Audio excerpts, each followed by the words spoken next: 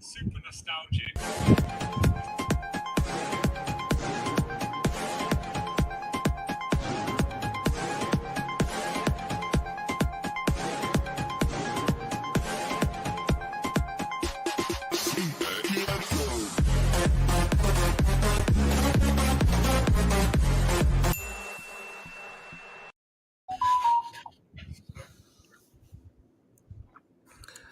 Hello, Yo! hey there, guys. Good evening. Wow, we've got 12 We are people here tuning in to at the answer start. your questions. Yeah, So I guess usual before that- we continue, last couple of weeks, 2 weeks, we've been busy. So Yeah, getting ready for Myeong we Sang have a and backload. Evo Enduro and So a lot good of to other be stuff back. is happening. Yes. It's been, So Hey, good to one of be the back today, nice- online. today is a very convenient day. You want to know why? Why? Why? It's a 7-Eleven. Oh, nice. So why is that convenient? Enlighten us. You know, this Thomas very is bad cracking dad jokes without actually being a dad. I'm gonna Oh. be an uncle soon, so I better be ready at this. Yeah. Uncle? Wow. Yeah. Is there anything we should know about? My Jake, brother's having a Bobby baby. Yeah. is celebrating his daughter's birthday today. So Yeah. So it's the three of us holding the fort. Yeah. Anna, you want to Thomas' squint your voice eyes? and How face. do I 200%. sound like Bobby Young? I think what he meant saying is that you are filling in that shoe lah. You know that aura of Bobby Young is there with Thomas right now. So Oh, I don't know how's take Bobby. it as a take it as a compliment lah, Thomas. Okay, I'll take okay. it. I'll take it. Well, Omar felt the same as you when he signed the Evo Club car wash inspection sticker for one of our customers today. That was the 7-Eleven. Oh, yeah. Yeah. All right, I guys. saw- So I- we're here to I- answer your questions regarding cars, what car to buy, if you need advice, what brand and stuff. Yeah. We're here for you. Right? Yes. Yeah, we are the only car buying guide out there that teaches people to follow their dreams instead of just resale value. But we want to be real. We're gonna talk about things that matter to you. So that's why we host this, So it's be easier to do reviews, but I think will be more engaging to actually answer questions that's for you. And we love it when people actually, they engage us, they talk to us, and then a few weeks later, like, oh guys, I found my car, right? Oh we love to yes, hear that. yes, and I've met a few of these guys in the car wash. They actually tell me, hey, Con, after listening to your live show, I went and buy the car that you guys told us to. So it's very, very gratifying every time we hear that. And I'm But, sure. but yeah, and you know one thing I feel all you out there, you actually know what car you want, but I think Yes. that Yes. discussion with yourself and what actually that you are after, that doesn't Mhm. take place. And I think being with car guys, you talk, you're like, you know what, I think I need this in my life lah. And I think that's what we're trying to do. We're trying to link you up with other car guys, and that's why we always say that if you're joining us, please go to our Horizon FB page, because you might be joining us from the YouTube channels, but Facebook, it'd YouTube, be yeah. good if it'd be good if you Yeah. can go to the FB page on Horizon.com. Sorry, Yeah, Horizon and- on Facebook, because you will see that's more chatter going on there, and you can talk to them and engage. And also there'll be a trail, so people can see what you've asked, and you can communicate and talk to other members from the Evo Club. So it's all about a community here. Okay. Yeah. Shall we Yeah, start taking John up is the questions? There are a few coming in already. Yep. Jiang, before we start, Jiang, I sent you some pictures. Can you get ready those pictures in Telegram? I What? sent to you. All right. Apa Cool. GTK Wow, kah? Telegram. All You're setting up right. a real Let's start with the high questions. CLK 230 Cabriolet versus E46 Cabriolet. I'm impartial to E46 lah. So I would say E46 any day lah.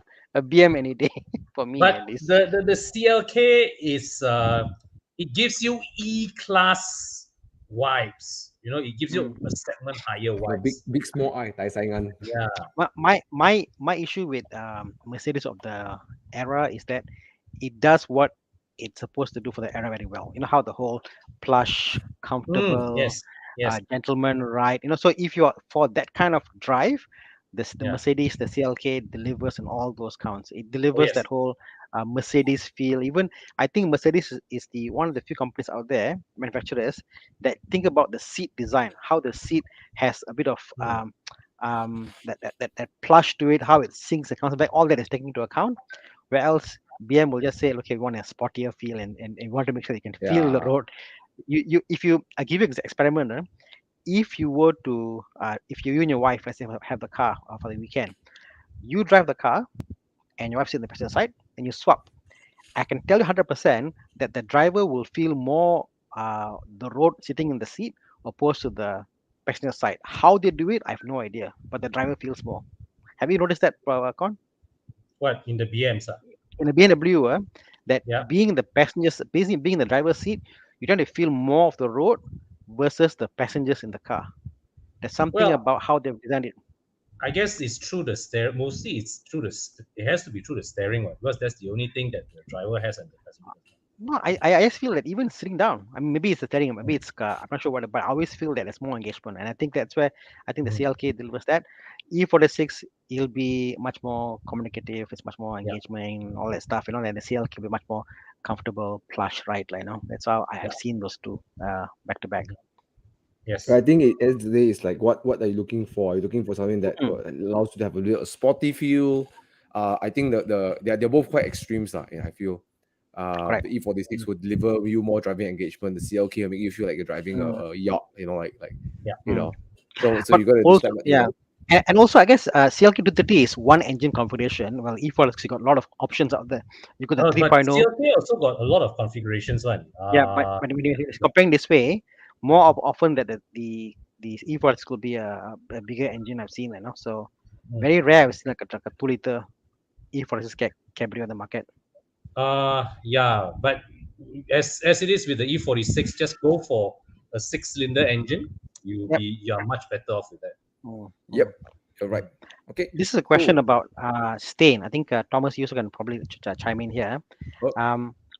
Yeah. So now I think watermarks on your windscreen. Now I heard that it's calcite, is it? It's calcite or calcium buildup It's from the minerals, rain. basically minerals. Minerals, and you need a special Yeah. part of material to clear. Con, you want to talk about that? Actually, right. Sometimes, if it's really stubborn, there's only one solution to it. One, we polish it off. You do a Yep. windscreen polish. Yeah. Mm. Watermarks is like sometimes it's a detailer's nightmare, because if the watermark really makan in, wow, very very hard to cultivate. And sometimes you can see, right, it's watermark on watermark. Means that there are layers of watermark on the windscreen because it's just left there. Yeah. Yep. So You can use two ways to do it. One is acidic wash. We use the acid to remove the minerals yes, because the minerals are alkaline, or you can use abrasive to remove it. Right. Mm. yeah, but So yeah, I usually highly use discourage abrasive lah. I highly discourage acid because it is a very harsh way, and you Yeah, your can No, I've gaskets seen and all those I've seen things. The quite good. gaskets, everything will get damaged. Yeah. I think I've seen they use that stain remover. If Mhm. it's not pitting, it's fine. If it has no Mm. pit, it's no pitting effect. But if it's like a layer there from like a couple of like half a year or neglect, normally it goes off like. So, but yeah, you're right. Just go to a detailer and they can set you But up. Yeah. but Andrew, I do would bring opt your for always car for in. polish. Do Abrasive. bring your Yeah. car in. Our crew recently went for upskill training. We are now certified to do proper polishing in our shop. So yeah, bring your car in. Let us have a look, because it is very difficult to advise based on just you just say with watermarks. It is you Yep. have to see the car in person before you can advise properly. But short answer, yes, Evo Club car wash does do it. All right. Yeah. Yes. Okay, let's Also, a move short on. answer for this one: please don't. Please don't. Yeah. CLC. I never heard about it before. Okay, it is. The BMW had the E36 and Oh, E46. the mini lah. Yeah. Yes, Mercedes did that. All right. They took the and the CLC is very funny. They took the W203 platform Mm. and put a W204 shell around it. Yeah, Oh my Yeah. god. it's like a TI, right? Basically, Yes. Yeah. Yes. it's like Yeah. the BM had the TI and they had this. Yes. I always So why found would that you the say, why would I you mean, say no to the car? 360. Yeah, don't lah, don't lah, don't lah. I read the reviews For, of this car. yeah. It's like For it's for me, the thing that I was, I mean, at one point I was looking at this car like way when I was younger, and I always had a fear that what if my rear windscreen break? Where do I find parts? Where do I find the lights and all? Because I think that they're very different to the normal Mhm. ones. Like even a TI, for example, not easy to get those lights or the rear yes, yes, windscreen panel. yes. And the price difference for what it is for, there is no special engine on it. It's not, Correct. for me at least, it's not quirky enough. It's not powerful enough. It is interior is about there. So there isn't anything. Previous gen. Yeah, there isn't anything that is like shouting at me to get this, like, you know. So Actually, Thana, you hit a very interesting point. You see, mm, the thing with the CLC is that, right, it is positioned as an entry model, So it is not even especially sought after, It's like driving one of these, right? It shows that you are somebody who is like trying very hard to get into a Mercedes, but you can't even afford a C class, so bad. right? So, because Forget about it. there's a very low sought after value to it, right? Yeah. Nobody's going to bother to bring it, stock up, unique parts for this car. Yeah, you can't get. I mean, I know I was hunting for some TI parts, and simple thing I tell you, for example, the rubber trim on the TI rear quarter panel, impossible to get, impossible. And those windows actually open up, so it's like talking about a couple $1,000 just for the rubber seal. Oh, Yeah, Wow. there you go.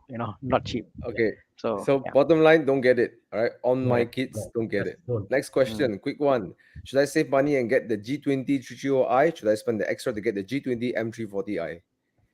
Always M340 extra lah, lah. I say. M340. I mean, Jake, if you can put the same sentence, should I spend extra means you have the extra, Means and you you have the and, extra. yeah, and the M340 is the car you want. Yeah, I mean, Yeah. more than the car you want is the car that everybody else wants. It will be more resilient to depreciation.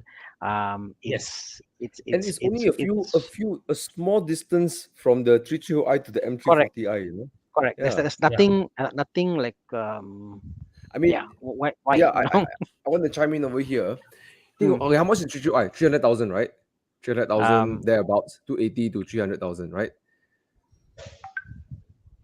Let's say 300,000. Okay, let's just say 300,000. Okay, and the M340i is around 400,000. Now I know there's a big 100,000 difference, but if you save the 100,000, okay, or 120,000, whatever the number is, what else could you buy with the 120,000? Right, you cannot buy another car that so it's worth paying that upgrade to get that sort of performance. Correct. Yeah. I mean, like it's like Thomas is can't saying, get a like, second car.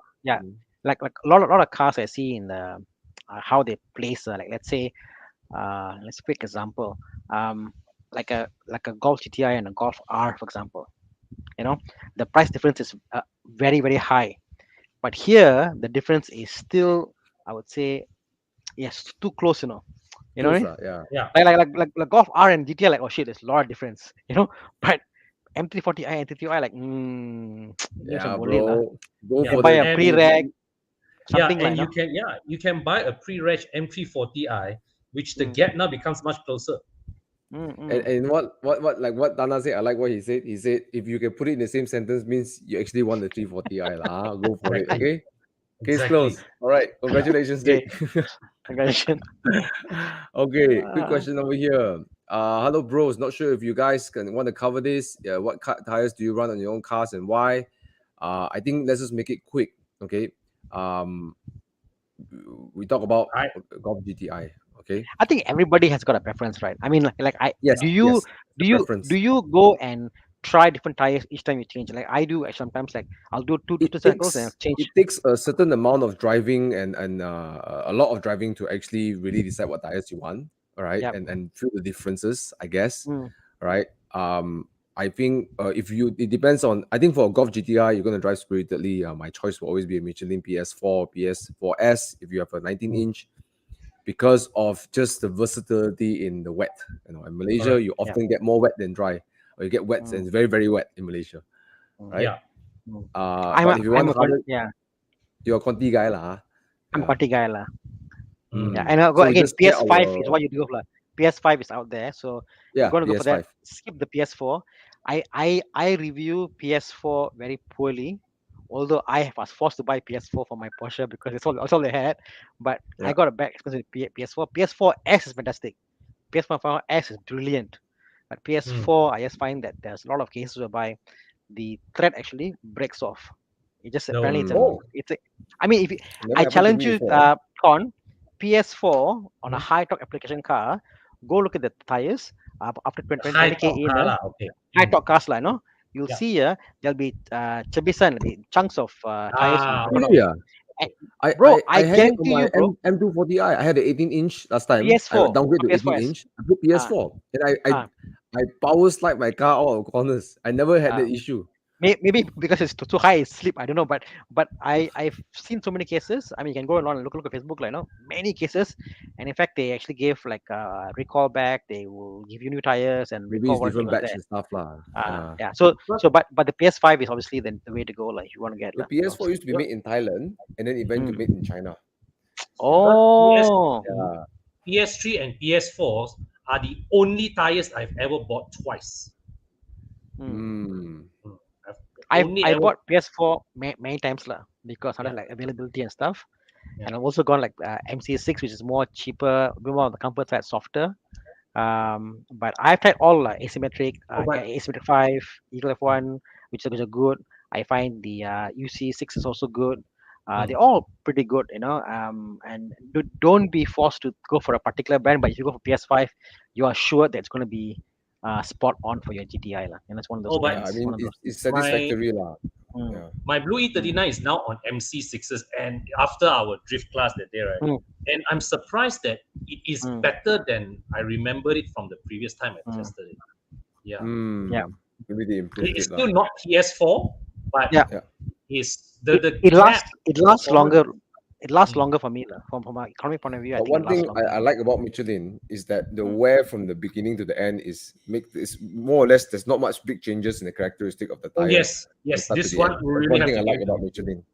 Yes. Yeah. They, Yes, there you go. So see, you got the same Yeah. thing with Mark GTR. So I Yeah. guess there's an I- issue lah. PS4, just stay away like the plague, like, guys. Seriously, got Mm. some So defect. with Gary, PS4. PS5, if you're running 19 PS4S, but you probably won't run 19s because you're running a Golf GTI. Two things to consider: try the Hankook. Hankook is a bit harder, but very good for spirited driving on the dry. Sidewalls are harder, so you get more response around it. The other one that has been a star for a lot of people is the Goodyear Super Sport. Ivan, my driving Sifu, is there you go.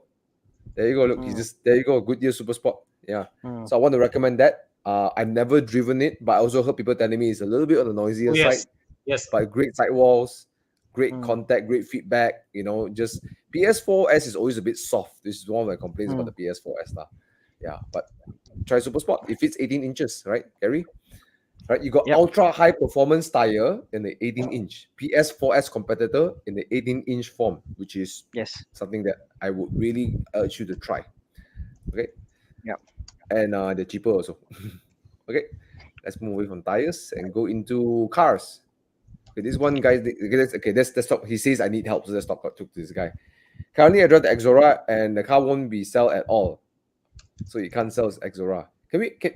Is it hard to sell the Exora? No, I think first of all you need to address the One on question. market. You need help, but you refuse to move on. So that's one issue. Okay, let's go on to the question. I'm looking to buy a new car, a Myvi, Vios, second Civic.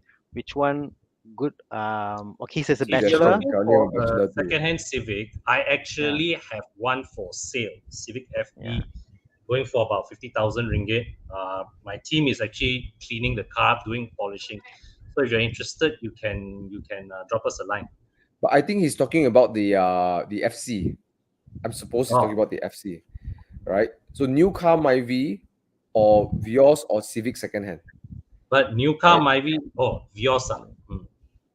Civic think- FC, okay, Civic FC it's still 70 upwards, you know. Yep. But I think the FC is something that is nice to own compared to the other. Oh yeah, of course. It's of course. really upscale, rides better, more comfort, you know, and Oh, yeah. interior better, more space. Yeah, and it looks like a yes FC, right? And it doing looks something FC. that more suitable for bachelor. I will still Mm. go for the FC versus the Vios. Even if it's the new Vios versus the old FC, I'll go for the FC. That's my Mm. advice. Mm. Yeah. It's really 70,000. I mean, how much lower it will drop? I don't know lah. Maybe drop another 20K. Because No, the FD the is FC is holding its value. yeah. You really half the depreciation gone already. You're not going to drop any more further. Like it's not going to go all the way to 20 or something, right? You will suffer a smaller depreciation if you get the FC lah. So get a good condition one. Go shop around. I would say go for the FC. Yeah. Mm. More sophisticated gearbox, better engine, and just better interior, better suspension, better chassis. There's so much things are better, right? Go for the FC lah. Mm. Yep. How much is that pricing you're talking about? Huh? The second FCs will go around 70 to 80 Wow. to 90 depending on year, Wow. right? Can Whether I it's go turbo to or non-turbo. I mean, K-share lives. I mean, this is me. I'm thinking you got an Exora. If you got an Exora, I am a bachelor. I assume you're carrying your parents and all that stuff, like, relatives, all that bit. I think you should look for an Accord instead, This is just my take. I think you're used to driving big cars, and you want a car that that you want to get around and stuff. I would think that the used Accord is more hardier compared to buying a used Civic, and I think you might enjoy it. Just keep thought open and just have a look and see. Okay. Mm. But I think Civic was suitable for bachelor lah. I know. Yeah, lah, but if you got Exora, bro, and you want to go off, no? Can you imagine not? I can buy that because I used to be the guy in the family do the car for the house. And then if you want the car to look super cool, you can mod the Civic, make it look edgy, Accord also can be super good. No lah, bro. Forget about it. Civic. Accord. Okay, Cashier Life, we have two options over here. Accord and Civic, right? Let's move on. Okay. Okay. What's your opinion about the Subaru XV? Looking at the second one, 2021. Wow, the XV is so old. That platform has been around for more than 8 years, right? Mm. Okay, anyways, 2021 model, second-hand unit, selling 110K. Wow, that's a interesting price. The value is Brand new car outside around 140K. Cannot afford. Wish to try all-wheel drive driving experience. I guess, Jackson, your all-wheel drive driving experience, what is the prime factor that you want to do that for? I think they drive well, but yeah, if you're into the corners and going out, if you go to Negeri Sembilan and back, those kind of driving you'll enjoy. Very quiet, comfortable. Interior is lebih kurang, but yeah, it's a very old car lah. That's my problem with it. I might consider a bit older. But I do have to say the XV, it's an old product, but it is actually a very well put together product. It's a good car. Yeah. But 110 is a bit more than what I would pay for something like this, though. I don't think Jackson. I don't think you will feel you will go. I don't think it'll be like disastrous if you go for it. Because the XV is a very good car. It's a great. It's a great compact SUV. It handles really well. I actually really like that car. The way it handles. Actually, right. Why don't you consider these 2020 cars that are going for about 80-90K rather than 100? Because just 1 year older and you save another 20-30 grand.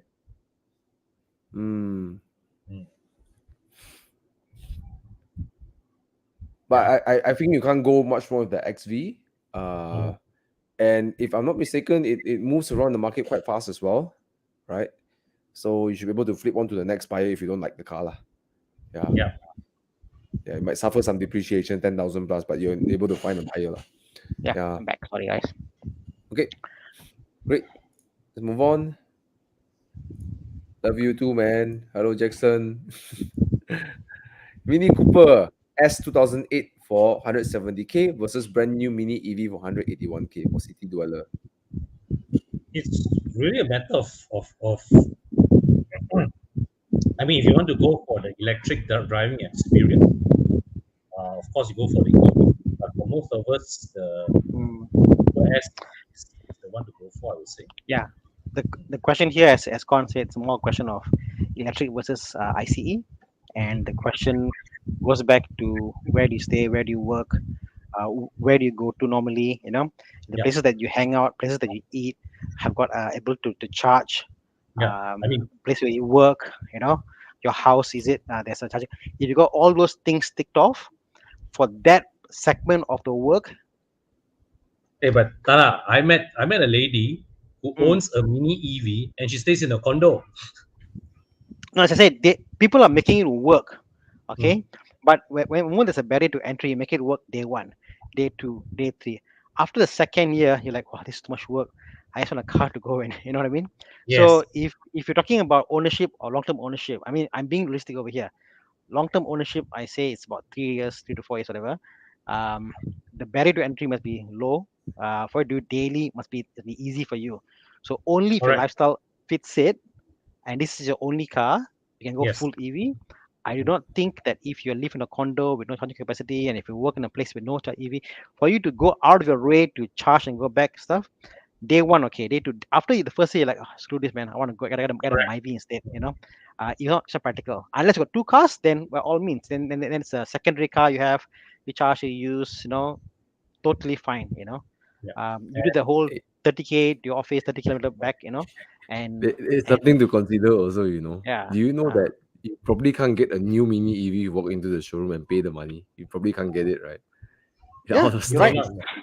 You're So right. it's something to consider as well as PSP, right? You might not be Yeah. able to get the car even though you have the funds to buy it, Mm, mm. right? But And but I guess all things even lah. If you had the ability, um, you might say like, "Wow, I can get it and buy it." But just think about that whole thing I I, experience. I will go for the Mini Cooper S. It's more Yeah, same here. versatile, yeah. Same less here. less headache because we don't have the infrastructure that well in Malaysia yet. I'll just go for Yeah. the Mini Cooper S. Yeah. That's just me. Mm, yeah. And So those cars tend to be very hardy in a second-hand resale value. You won't lose much Mm, over the next few years, right? mm, Then you want to hop on the EV, you can sell it and move to EV. yeah. That's just my I'll idea. share experience, Thomas. We had the IX, right? Remember the IX? You were driving the IX, and Yeah, I drove it, yes, yes. and I went to KLCC. And that morning, I think I met TJ in charging in Auto Bavaria, DC Mhm. charging, 40 minutes full charge, happy. And then I drove out to charge there again. The guard said, oh, cannot open at night. We're not all close. Then I was stuck. I had 30K range to go back home on the IX.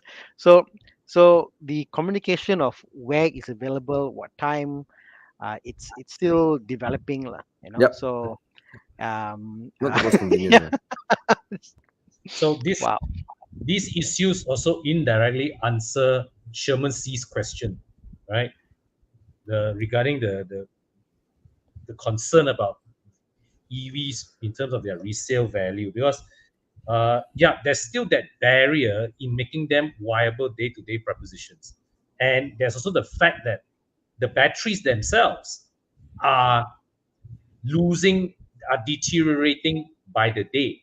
Not So really, imagine, no, by not the really, But year. Con. to answer Simon Shi's question directly, it's very hard to answer this question because we don't Yeah, have enough data yet to yeah. substantialize a We have no definition EV. of the resale Hmm. value. We Because, don't for know. example, we talk about Civic SC, FD. There's so many cars in the market. You really Hmm. know more or less where they sit, right? Hmm. But there Mhm. are not enough resale of EV yet for us to confidently say does EV have low Hmm. resale value?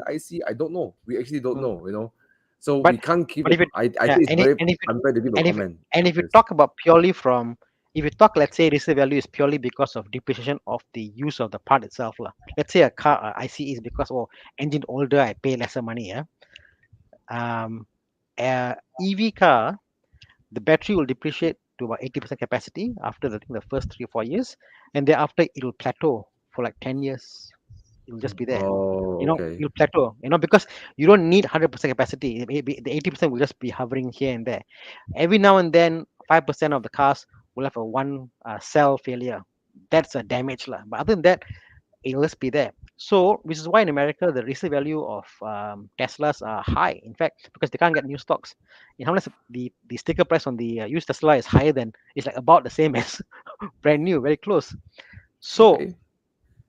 it's like, yeah, as Thomas said, we don't know Malaysia how the market is. We don't have enough technicians yet. We don't know how the thing will become. The battery, I think, the least is the concern. The problem is more like after sale service, repairs, and those stuff, charging capacity, that will be the bigger factor, more than the battery itself depreciating, But yeah, in Malaysia, we don't know. True. Yeah, we don't have enough data yet because we don't know how people react to secondhand EVs. We will see it in the next 2-3 years, lah. I would say that, Sherman. So usually the first people who come and pick it up, they are the innovators, lah. They are the ones that take the risk, lah. Yeah. But fun, right? You're the first one EV. Yeah. Wow, shock, Let's do a quick one. Alex Chan, 80,000 budget for new car, Ativa, Yaris, or City hatchback? I pick Yaris. I vote for the City if you are looking for a more practical. First of all, interior. forget the Ativa. Ativa, I'll avoid like a plague. I don't know why people are still buying Ativa. I still see here in the post on Facebook, Ativa got stock or not to buy or not. Why? So what you pick? You say Yaris, right? I think the City is a more practical choice if you want a better interior, but Yaris is nicer to drive. Yeah. I like the City, lah. I like the City, but it's more comfortable. The Yaris there's a bit of edginess to it, driving in the City. Actually, no, I picked the Yaris. I forgot what you were talking about. I take the Yaris. You are the guy that has what they call my daily car manual. My backup car also manual. But the Yaris is a very nice car. I get the Yaris, like, this is so much value for money. I love the Yaris. Oh yes, love yes. the Yaris. Yeah. Yaris, bro. It's Fantastic. brilliant. It's fun. The car is fun to drive. Very nice to drive. Do you guys know any news about this? I don't know, but I don't think the Golf R line is received very well, lah. When I saw the spec, I'm like, it's a bit tough, lah. The pricing. I think we are seeing more GTIs than the 1.4. Yes. In Malaysia, we see more by design. Golf as GTI. We don't see it as Mark 7. We see it as like GTIs, right? It's more by design, lah. It's like, see, in Europe, I think when you went to Europe, you saw the pictures, Thomas. You were showing all these pictures of cars there, everywhere. And it's like the cars that we think like, wow. There's like the Pasaka, like everyday car, correct or not? Yeah. It's like it's like their upscale Myvi, yeah. Correct. So here we see the GTI as like, wow, GTI is like a upscale, like a nice car. But over there, GTI is just a nice, powerful, good everyday car, And I think the pricing is so close that GTI all the way, No, I mean the brother problem is that the Golf shape in Malaysia is always associated with the GTI badge, right? That's the first thing. The second thing is that when you want a Golf, you it's like, I cannot get the GTI, I get the Golf, right? The Golf R line, right? It's like, so who would buy a Golf in Malaysia to be practical? They buy a Golf because they think it's inspired by the Golf. They think, it's beautiful. They think it's nice, it's fast, So that the whole, like you said, the Myvi thing isn't here in Malaysia. For here in Malaysia, the Myvi is the Myvi. Good overseas, right? Because it's a convenient car to have, right? Here Myvi is the Myvi. They won't buy a Golf as a Myvi, So the Golf is a luxury, it's like entry-level luxury premium. So that's why the GTI does so much better, because if I'm going to go, I go for the GTI badge, right? Might as well just go straight. Yeah. Let's see. Yeah. I bought a new car in 2017, 5 years old, done 21,000. Your tires should be changed every 5 years or 4 years. Yeah, it's about right. It's about right. Yeah. Depending if you're running performance tires, I think 4 years is really stretchy, pushing it. If you're driving fast and everything, but 5, you should change your tires. 5 years. Get it checked out. Why? Change. Yeah, why not? Why not? All right, safety first. Okay. Let's go on to the next one. Eddie is asking, hi guys, 718 2006 or Supra 2020, both fun cars, which will hold value better and has better design, road presence. Didn't you throw this as a dude, where's my car question? Is that like a 400k car? Is it? What's the pricing like? I think 350 to 400. Yeah. 400k. So is it a 2.0 or is it a 3.0? It's a 2.0. It can't be the. I don't think it's the 3.0 for the price. Now, first of all, Eddie, when you get a sports car, the resale value should be an afterthought. The first thing is which one do you like to have fun with? No, I'm serious, right? You get a sports car. Hold their values one. No, but okay. You see, can I ask a question, Thomas? I find it a bit insane when people go into sports cars and the first thing you think about is resale value. But my thing is that when you get a sports car, you can get all the resale value that you want, but then you're not enjoying it. Then what's the point, right? Exactly. You get a Mustang for it. Mustang, really good resale value. But Thomas drives Mustang cursing every day. Right? Okay, I have a question, Thomas. Is a Supra a sports car? for you? I think so. It's built on a great chassis. Supras Yeah, are really, man. really capable. You know, Okay. short wheelbase, snappy. There's a classic front engine Is wheel it a drive. sporty? Is it a sporty two-door coupe I or think is it a it's a sports sports car. car? It's a Sports car for you, sports huh? car. I It's think a it's a sports sports car, car. you know. Yeah, Yeah. it's in the sports car category. Definitely, it's engineered as a sports car. Yeah. Mm, Now, caveat: I haven't driven it, but by yeah. looking at the way it's designed, the way it's engineered, Mm, it was designed to be a sports car, yeah. Hmm. right? So we have driven the 3.0 con Ah, the nice. Supra, and it's like, yeah, you feel the whole BMW-ness in there. You feel the sportiness. You feel like The BMW. the whole, yeah, no, honestly, if you feel that, and it's a bit more tighter, um but it's like driving a very souped up, powerful BMW. You know what I mean? It and you Yeah. can compare that with a Boxster 718 Cayman. You're like, oh, okay, this is a different Yeah. category lah, different At league the lah. end of the day, it's You know? still a Porsche. It's a different league, or even GT86, a bit no power's not there. I find that GT86 has got that DNA, like, oh, this feels like this is like a sport. But I could imagine it's a sports car, but sports yeah. slower, like, you know. But let's come back to this question, okay? He's asking which Yeah. one has better design road presence. I think it comes to individual. I think the Supra looks like a toy. You know, it's like it's I so think- like way But I a bit think the crazy. Supra It's like inspiring the young Toy. boys energy, right? Yeah. Well, the Nothing Supra wrong has with it. greater presence than the 718, I feel.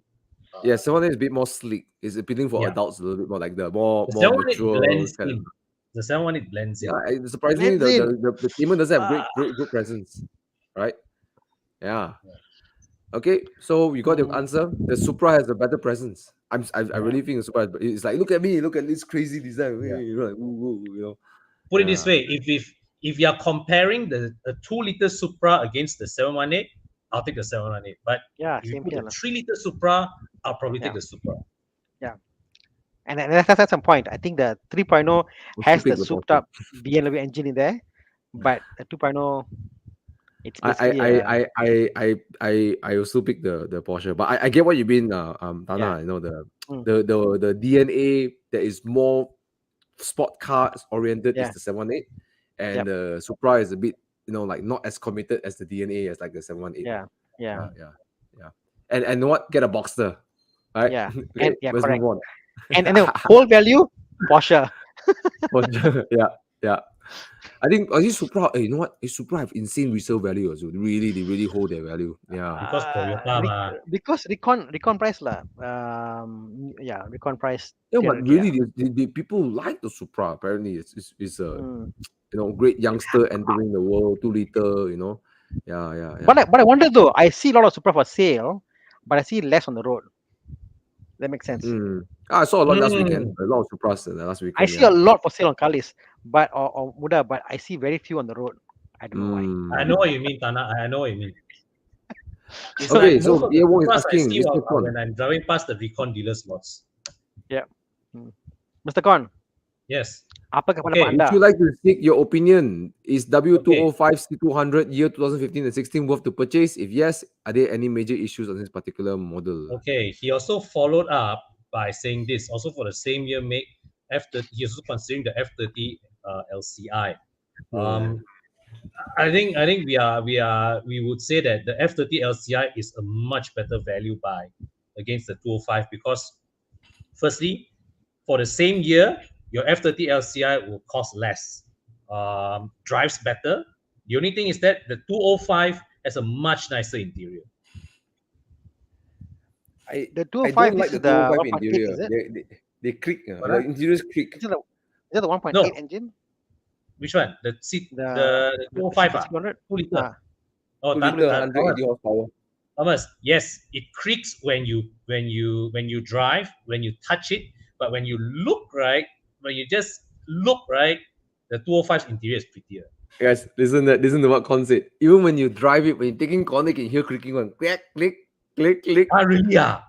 That Yes. bad for your car last time. Yes, Oh, the C43, I'm going up the thing. I'm like, click, click, click. I'm like, oh, what's happening in the car? Nothing, just creaking. Okay. it's not that, guys. It's not that we are BMW people and then we are not anti Mercedes. No, we're looking at this very objectively. Okay? The problem about the W205, first thing is, okay, let's talk about, don't forget about the maintenance things, right? Okay.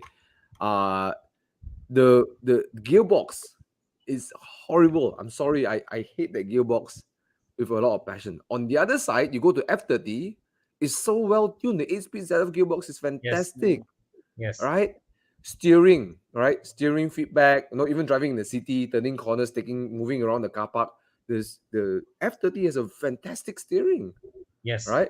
And then the C200s, I don't know where the front wheel is pointing. Yes. It's not that bad. I'm exaggerating the steering part, Only but thing it's is not, that, not the most communicative one. But Yeah. on the same accord, the Mercedes is, I mean, I love the F30 obviously, but the Mercedes is much more comfortable as a general. Like if you go like 120 and below, whatever, it's just more comfortable. The F30, the problem with F30 is what I call it's a noisy car. So Oh, again, yes. I love the the F30 by the way. The 205 is F30's not a quiet too.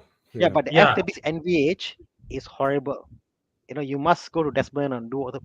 I mean, I do so many cars, and I Hey. feel like, why is the F30 NVH is so poor? I just don't know why. It's just the way it is. Hey, but if you go to Desmond, do you know that he says that you have to put a lot more auto foam on this W205 than F30? I mean, that's for the chassis stiffening and stuff. Yes, That that's I stiffening agree. lah, yeah. That's stiffening. But not talking about the chassis now being stiff. No What doubt, about the noise? F30 is better Ah. chassis. No doubt. The Mercedes is a bit softer, comfortable and stuff. You feel the body roll and stuff. But if you are a person that drives like 120 and that's it, maximum speed, comfortable cruising speed, whatever, I think you'll prefer the Mercedes because it's a nice cruising car. The F30, even at 130, 120 or 40, you can hear wind noise in the highway. It's just sportier feel and wind. And like, why is this car making all this noise, whatever?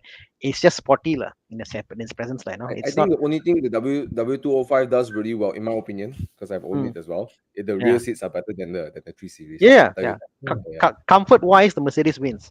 Interior wise, the Mercedes wins. Engagement. F30, your friends don't like to sit in your car one. Yeah. I don't want to see the car, but it's nice to drive. Yeah. So And F30s, right? The other thing about F30 is that the interiors they don't wear very well, man. If you get a car that the previous owner didn't Gaga and don't clean properly, I tell you, they are horrible. okay, I want to defend F30 now. F30 interior parts are cheap on Lazada.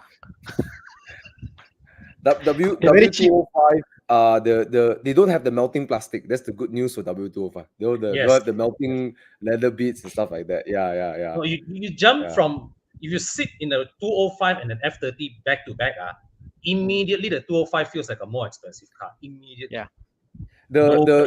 One thing, the seats are, yeah. I think I was the one who took this picture,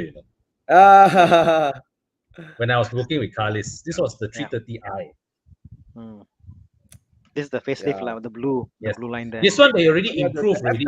The F30's rear is not comfortable. Yeah, that's one thing I really do. F30 is really inhumane to drive someone on a long distance journey on the F30 rear seat. Yeah. The W205, you can enjoy a long journey on the rear. It's actually, not enjoy it's okay. It's okay. Yeah. You know what we all criticize about the F30, right? In terms of the noise levels and also the rear seat accommodations, right? BMW improved on these two a lot with the G20.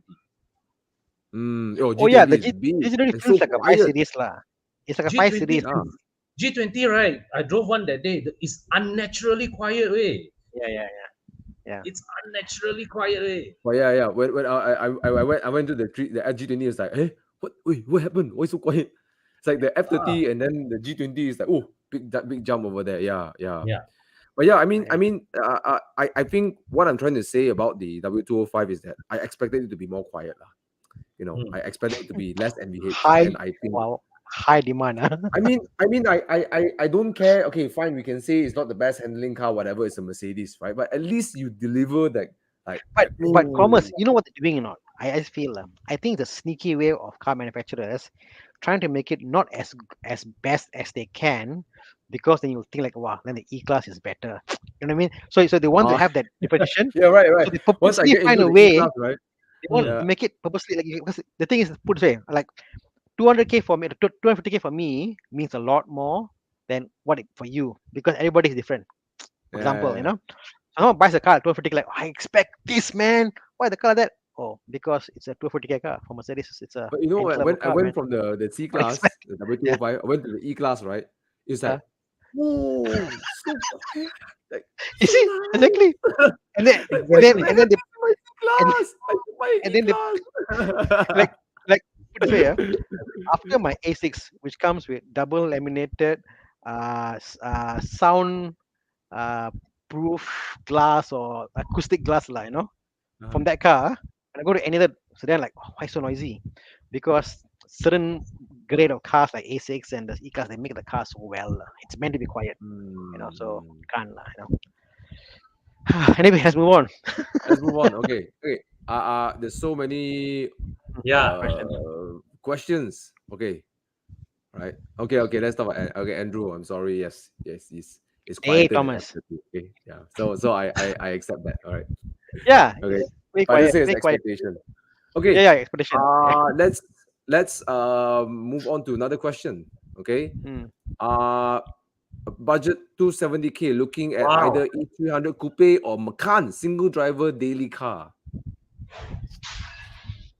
Wow. One is actually luxurious. The other one Yeah. is like, It's a Porsche. it has a brand but doesn't have the. I don't know. I think the E300 Coupe is the interior is Yeah, lux. I agree with Thomas. I think the Macan is has the badge, but not necessarily the lux. If you know what I mean. Yes. But the Yes. A300 Yes. Coupe is proper. But let's talk about proper this guy luxury. for Wyman. All right, he's a single driver daily car. Now, which one is most suitable for Wyman? I don't know. I have a very soft spot for the E300 Coupe or the E class. Yeah, Coupe. man. Yeah, man. I know it's not the best handling car, but every time I look at it from the outside and go inside the interior, I'm like, oh my god, I love it. I love the interior. Yeah. But okay, women. I think the question for you is number one: are you comfortable with driving a longer car? Driving in the city is a longer car, so it might be parking a little bit difficult, getting into car parks in and out. The Coupe will be a little bit harder because it's quite a large car. The Macan will be it's like golf plus a little bit plus up plus sideways a bit, yeah. So that's something for you to consider if you're okay. I like small cars. I like small cars because it's easy to get around the city. Okay, so I don't like big cars. So that's something. The first thing for you to consider.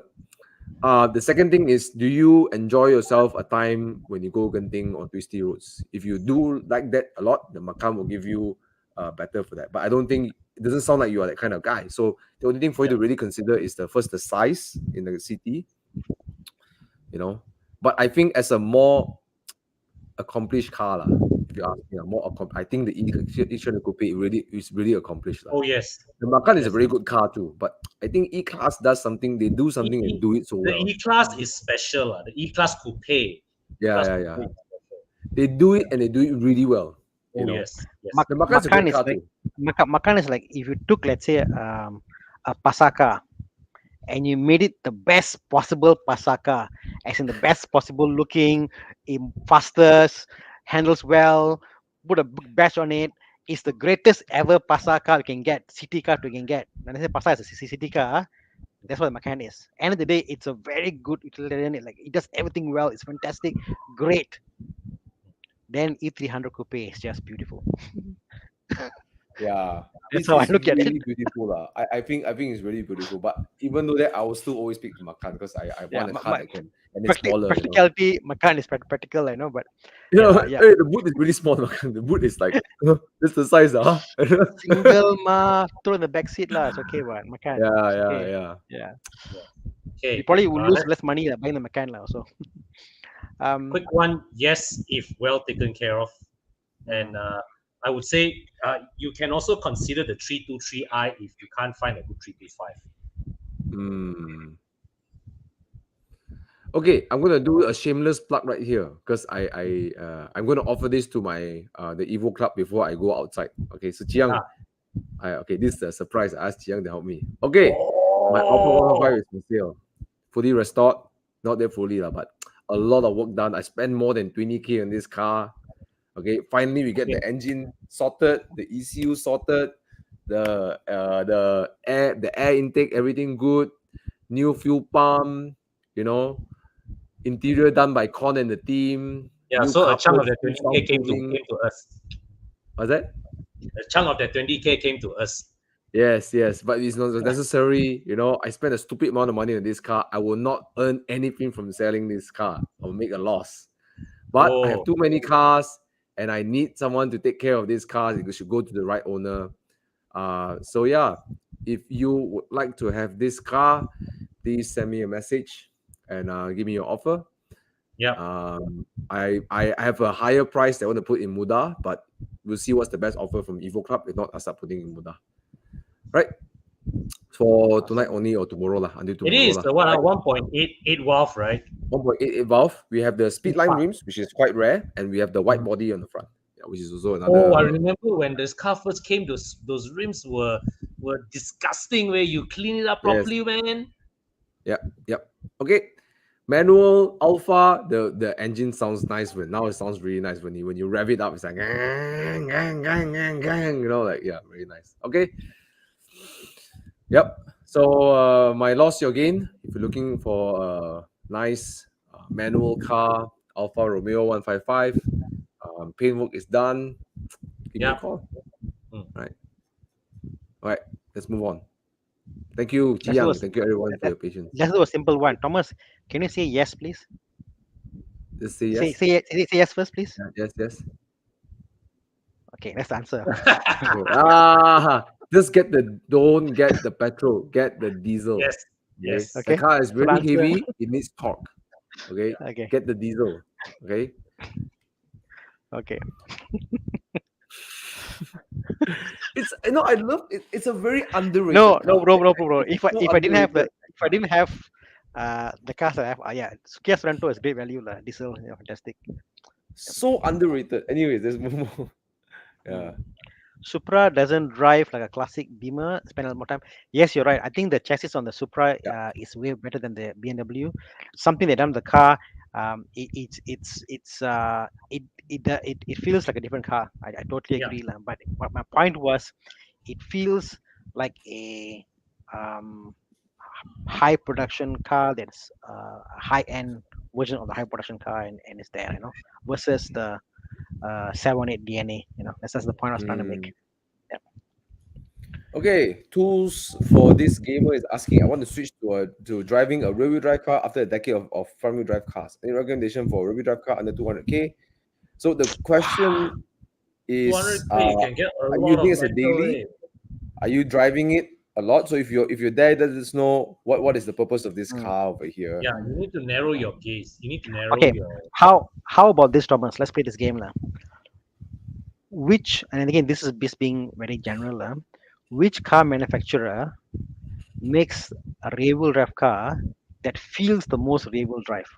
If you know what I mean. It feels the most. Answer, yeah, exactly. I know the answer. You know the answer. You ask the question like that, you know you're asking for an answer. Obviously, correct. So my point being that BMW makes rear-wheel drives like no other car company. If I let's say Lexus rear-wheel drive, it would not feel like a rear-wheel drive. Even right? Even a Mercedes, it feels more front-wheel drive a bit like. So if you want to have purely as a rear-wheel drive car to feel like the difference, get a BMW. You really feel, now I understand what rear-wheel drive is. Without BMW, you will not understand what does a rear-wheel drive car feel like. That's my point, So yeah, like when you drive, you've asked, like when you drive the F30 G20, you can really feel the car is rear driven. Yeah, more than let's say a C205 counterpart, or maybe even a Lexus or Audi. It's really front wheel drive, so don't forget Audi. Day, Quattro. Right? Yeah. So 200K. Yeah. Okay. Yeah. You need to what you call it, at least narrow down a short list. Because 200K buys a lot of cars. I think I will ask you to do some research in the BMW range, since you want to really feel the rear wheel drive difference. Look in the BMW range. 3 Series F30s will be quite on the lower range of around 100, 150 at Yeah. max. You can even Um, try a bit more than that. You can even go for 5 Series, G30, Mm. or even No, G30 half of haven't that. touched 200K yet. I think 210 to 50, to 30 you can get. I think if I'm mistaken. Low bro, this 200s. one is X-Drive, bro. Jiang, there is the new 2 Series, the ugly Yeah. looking 3, Yeah. the coupe, all right? Okay. All right. Okay. Check out 6 Series.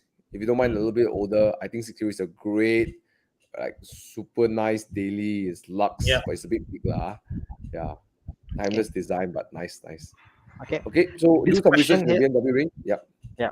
This question here, we can't answer. What car? 180K, 280K, best interior quality, fit and finish, least non-laterals. Hard to answer this question because it's hard to answer the question, like, it's not right to stereotype a car to build quality. I think it's not right, Okay. You know what? I can. The only even BMW squeak sometimes, I guess. Yeah. Right. Well, But that's because you haven't driven an Audi. If you drive an Audi, then you know the Audi doesn't squeak. Audi doesn't squeak, bro. oh, this You squeak. know? No, no. Audi is So, peak I mean, quality. to say that it won't squeak, I Yeah. don't. I mean, we shouldn't generalize, lah. But my point being is that build quality wise, I just find that even if you go, let's say, Tiguan, for example, a Tiguan, build I know which quality car doesn't is squeak. A what? Rolls Royce doesn't squeak. Serious? Why That's get one why I that can money, confidently bro? say It's no not. squeak. It's not within 200. I mean, a lot of cars I've driven doesn't squeak, lah. So Yeah, actually, it's not a lot of cars squeak lah. yeah. My 205, I think when I subject it to a lot of G-force, then it starts squeaking. Mm. So that one is Under the Thomas influence, it might squeak. Under the when the con 4MATIC influence, fully working influence, to it exit might the not. corner, you can feel the Yeah. G-force, then the creak will come, click.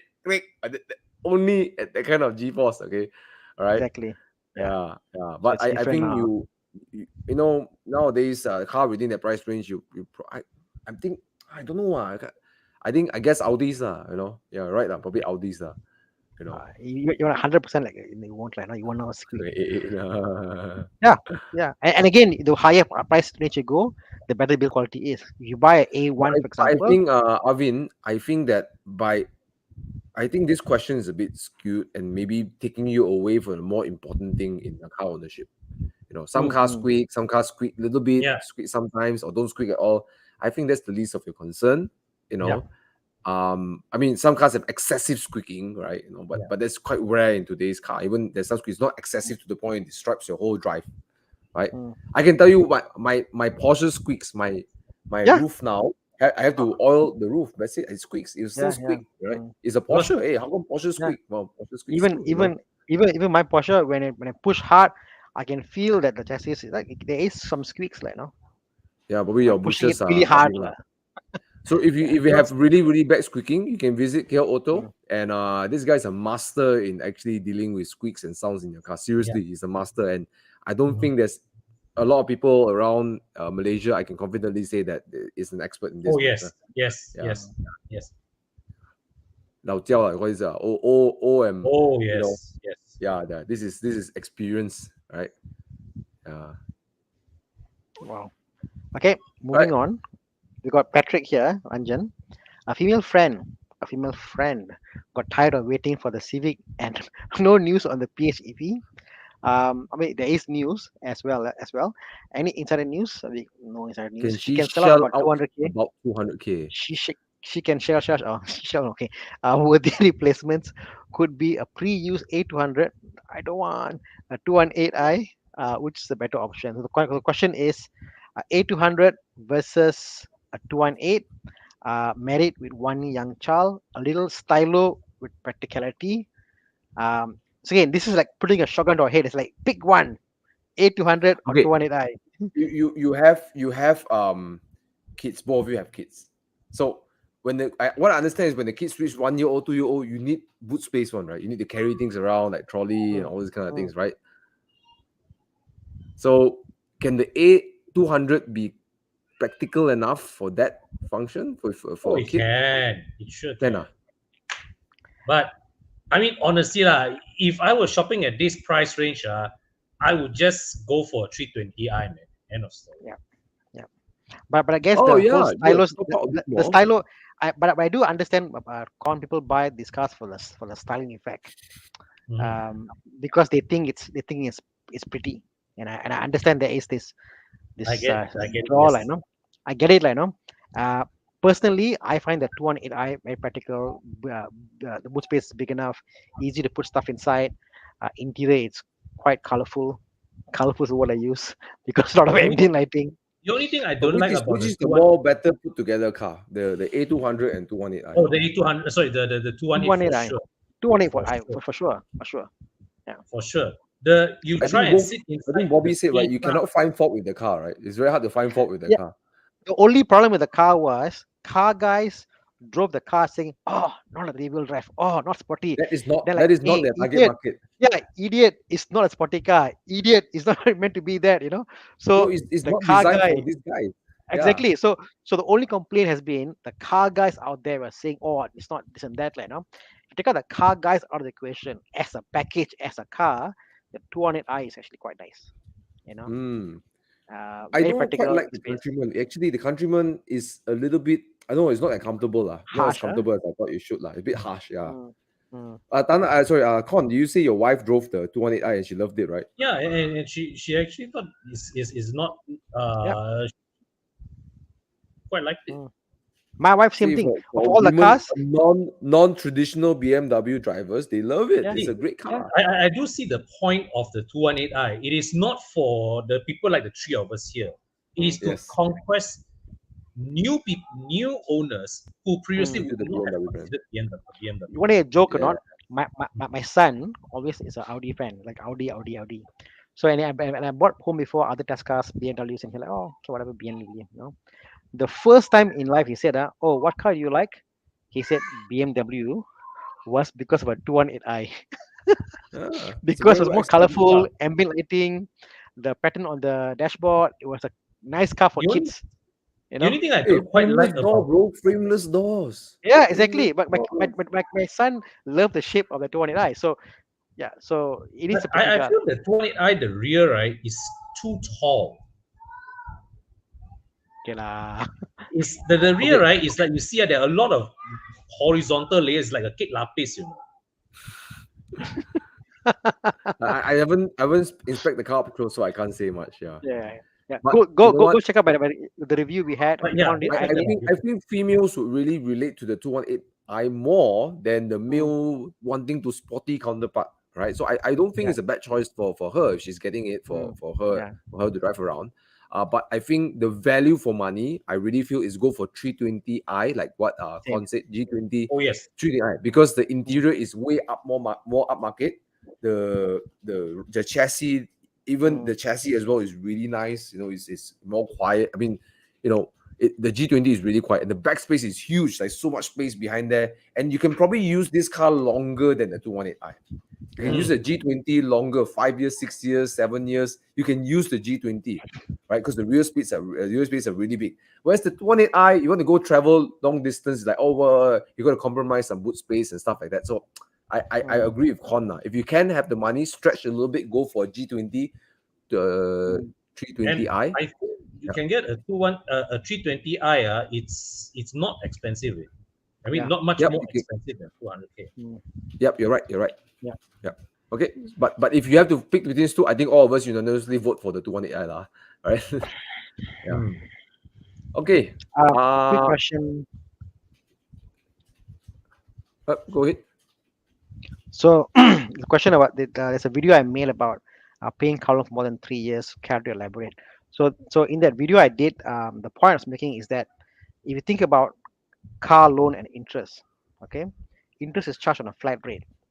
So if you think about a house, on year 1 you're paying interest on what you owe the bank. Year 2 is lesser. But with cars, you're paying the same amount of interest from day 1 to day whatever. There's a calculation they do, but it still works out to be about the same.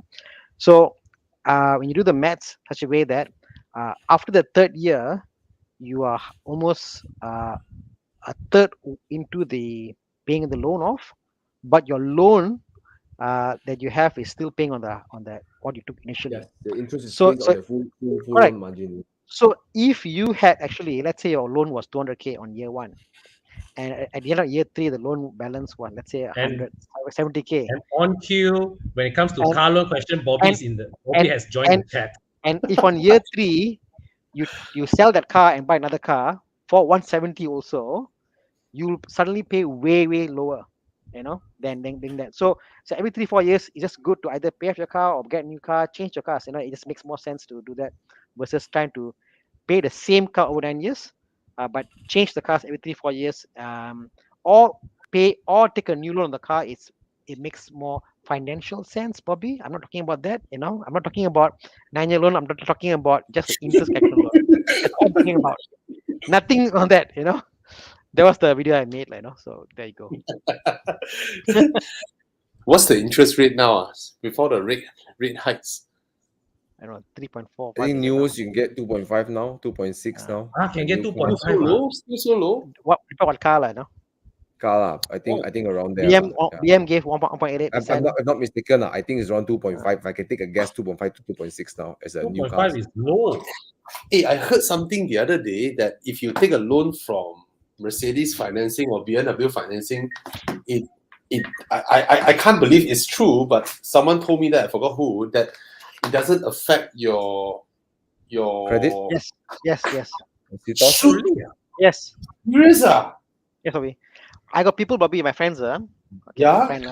who Yeah. can't get loan, Bobby, because Yeah. he's so highly stretched Yeah. in different sense. But because he was a BMW owner and gone to BMW credit, yes, they give out loans and it doesn't affect your secrets. Bobby is refinancing all his cars with BMW credit tomorrow. Yeah. and Bobby, and when he bought the other car, he didn't even buy a BMW. It was They a only do different it for their new cars or I think not even the No. pre-only for new cars. No, right? they will do Yeah. for any car. Really? No. My friend bought he was an F10. He has an F10.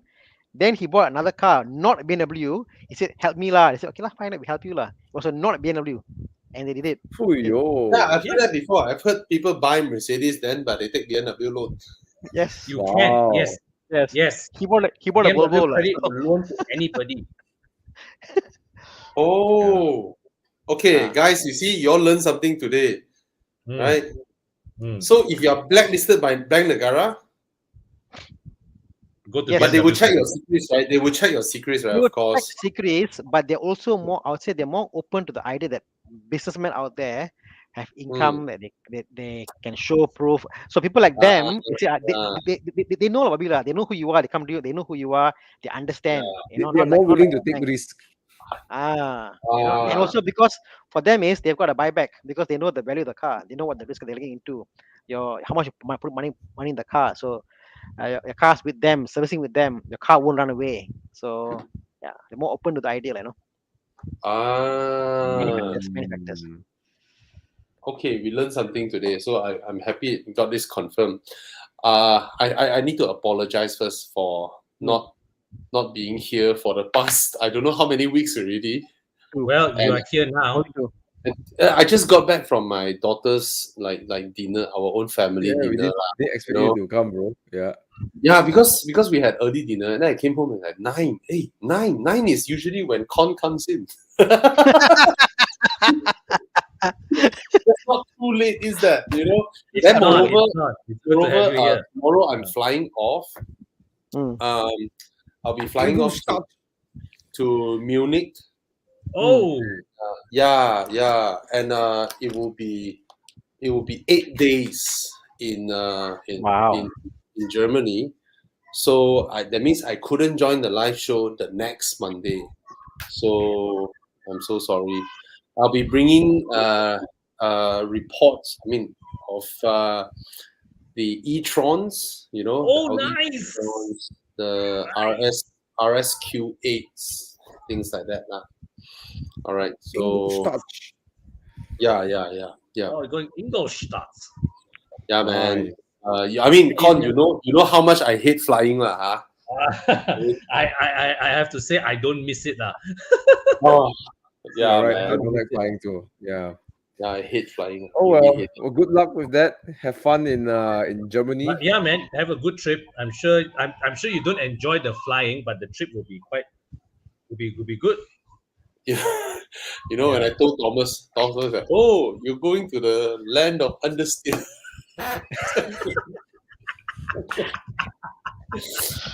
I had the same discussion with him half an hour ago. Maybe. Hmm. Okay, sorry for interrupting. Yeah. Ah, Interrupting. Wow, okay. so many W205 comments over here. Oh, Yeah, man. just scrolling through. Yeah. Oh, Brian Chin talking about he bought a 3C350. That is the facelift. Wow. The facelift gearbox way better. Pre-facelift rubbish. Uh, Yeah. Anyways. But you know, people like Brian Chin is different. He won't panic. Let's say, I mean, people like even like you, like Thomas or Thana, you know, or Con or myself. Of course, Brian Chin more senior level, right? He got Bentley and all that shit. He went through everything. So this kind of car owner, they won't panic when they see a warning light come out on the dash. Yeah. See, a lot of problem with premium cars that they launch something and then they got highly popular, and then they run into after sales problem. Is there's a lot of people who are first time buyers of these kind of cars, and they freak out. Every small little thing, they freak the hell out. They bring their cars to dealership. I don't care. You check. I remember got this problem one. So all the cars in the dealership, right? They go in by queue, right? They cannot go in by this idiot, you know, let's park it there first, park for 4 days, then give him back, nothing, just reset the ECU, you know. So it hogs up the service base. And people who have legitimate concern, I tell you, I heard of what people who drop their coins, into the slits on their center dash. All right. So they bring their car to dealership, ask the dealer to open up the center console to bring out the coin. I kid you not, all kinds of nonsense. You know, people bring their cars into dealership, bro. Wow. A friend bought a Boxster last week, a 987 for about 120 or 130, whatever he bought for. And then he went to a high-end reputable person at home. And the car was fine. Car does well, very fast. All okay, no issue. The car perfectly fine. Went there, got the bill. Guess how much? 44,000 ringgit. What car again? A Boxster 987. 997. And then it was more of like, oh, you should do this before happen. You should do that. So out of fear, so first time owners, they get scared and they panic and they, you know what I mean? So like Brian Chin, for example, has many cars. He's like, oh, the problem, screw it lah. I drive the Supra lah. Oh, screw it, I buy GTR lah. Screw it lah. I will look around for a solution. When you don't panic, you got many cars, then you can take. Yeah, lor. You know? I drive my Boxster also. My rear lower arm also making a lot of noise. Never mind lah. When really bad, only I change lah. For those who have Maseratis, you know, Aston, Ferrari, Bentleys, and all that, you better know Scuderia car parts. Okay, this website. Okay, parts are cheap there, original. You buy, they ship to you, or from US FCP Euro. You need to know these websites. You know, the price difference between these websites and the official 4S center can be three times, 4 times difference. So you better know all these websites. Yeah. And sometimes Lazada. Lazada, there's a bit of an iffy thing. No. I mean, things like, for example, like certain fixtures and like plastic bits here and there. You know what I mean? Yeah. You never know. Lazada, if I sell counterfeit parts in Lazada, I will put caps lock, guarantee genuine, 100%, Bobby, 5 star. Can I do a PSA? Oops. Okay, I'll do a video out tomorrow, PSA. One idiot, I don't know who on Shopee, have taken my video, my picture, and is selling fake octane booster on Shopee. Serious? Serious, kid you not. Okay? And I need to make a police report. About this. No, I haven't done yet. And I contacted X1R. I said they say like this is not our reseller. The price is crazy. And you're right. And they say it's original and genuine, but yeah, my video, my face, So if you think you're buying from me, I'm not selling. I'm not me, So Oh, there dude, you you go. better you better put something out there and distance Yeah, I need to yourself do it from that, tomorrow. man. Yeah, I know. Yeah. So there you go. Yeah. Lazada shit. Yeah. Wow. Hey, Hey, hey, make famous bro. sure share that on Horizon Facebook as well. Get the word out to as Yep. many people as you can. Yeah, man. You're famous, I'll do bro. it. Yeah. And he sold a lot. He sold like 3,000 units. Oh my God. What? Hey, you better I get kid paid you a not. premium, man. Your face is Yeah, there. man. Ah, We have put it out there. It wasn't me. it wasn't me. Yeah. And they're fake. It's the worst part. Okay, let's move on. How about this one? Since Bobby is here. Second-hand pre-facelift XC90 T8. Is there any common electrical problems? Well, there are common electrical problems, but none of them not solvable. It's just that pre-facelift is their first batch. They get a lot of wire loom interference, basically high voltage, low voltage, all bundled together. And, they get interference, so sometimes you need to reset, and all that.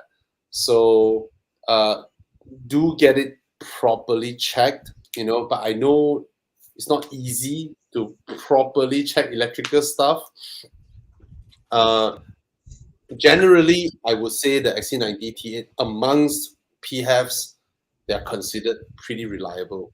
All right. Of course, in any owners groups forums, you get people who show, hey, I get the tortoise sign, I get this, I get that. Things happen. There are also people who have experienced a complete blackout of the speedo cluster, but all eventually have their problems solved. But also the thing is, Volvo they have sold a lot more cars than they open up dealerships. Correct. Right? Compared to what they used to be. So expect some bottlenecks at times. But generally, if you got yourself a high mileage one, it should mean it's pretty all right. I mean, I have known owners who are on their third XC90. And there are also people who have exceeded 200,000 km. So it's a lovely car. It's a lovely car. But pre-facelift also means your car is already about 5 years at least. So your battery, in terms of warranty, only 3 years left. And yeah. All right. So air suspension, okay. Yeah. Visit, air suspension confirmed gone already. Yeah. All right. And if you want to know if your car is out of warranty, you want to know where to get that fixed, just PM us on Horizon. We have a close Evo Club member who helps people fix air suspension at a relatively low cost. My cars has been done by him as well. My air suspension in my Audi RS6, so pretty all right. So when you test drive the XC90 T8, don't do a 10-minute test drive. All right, give it an extended test drive.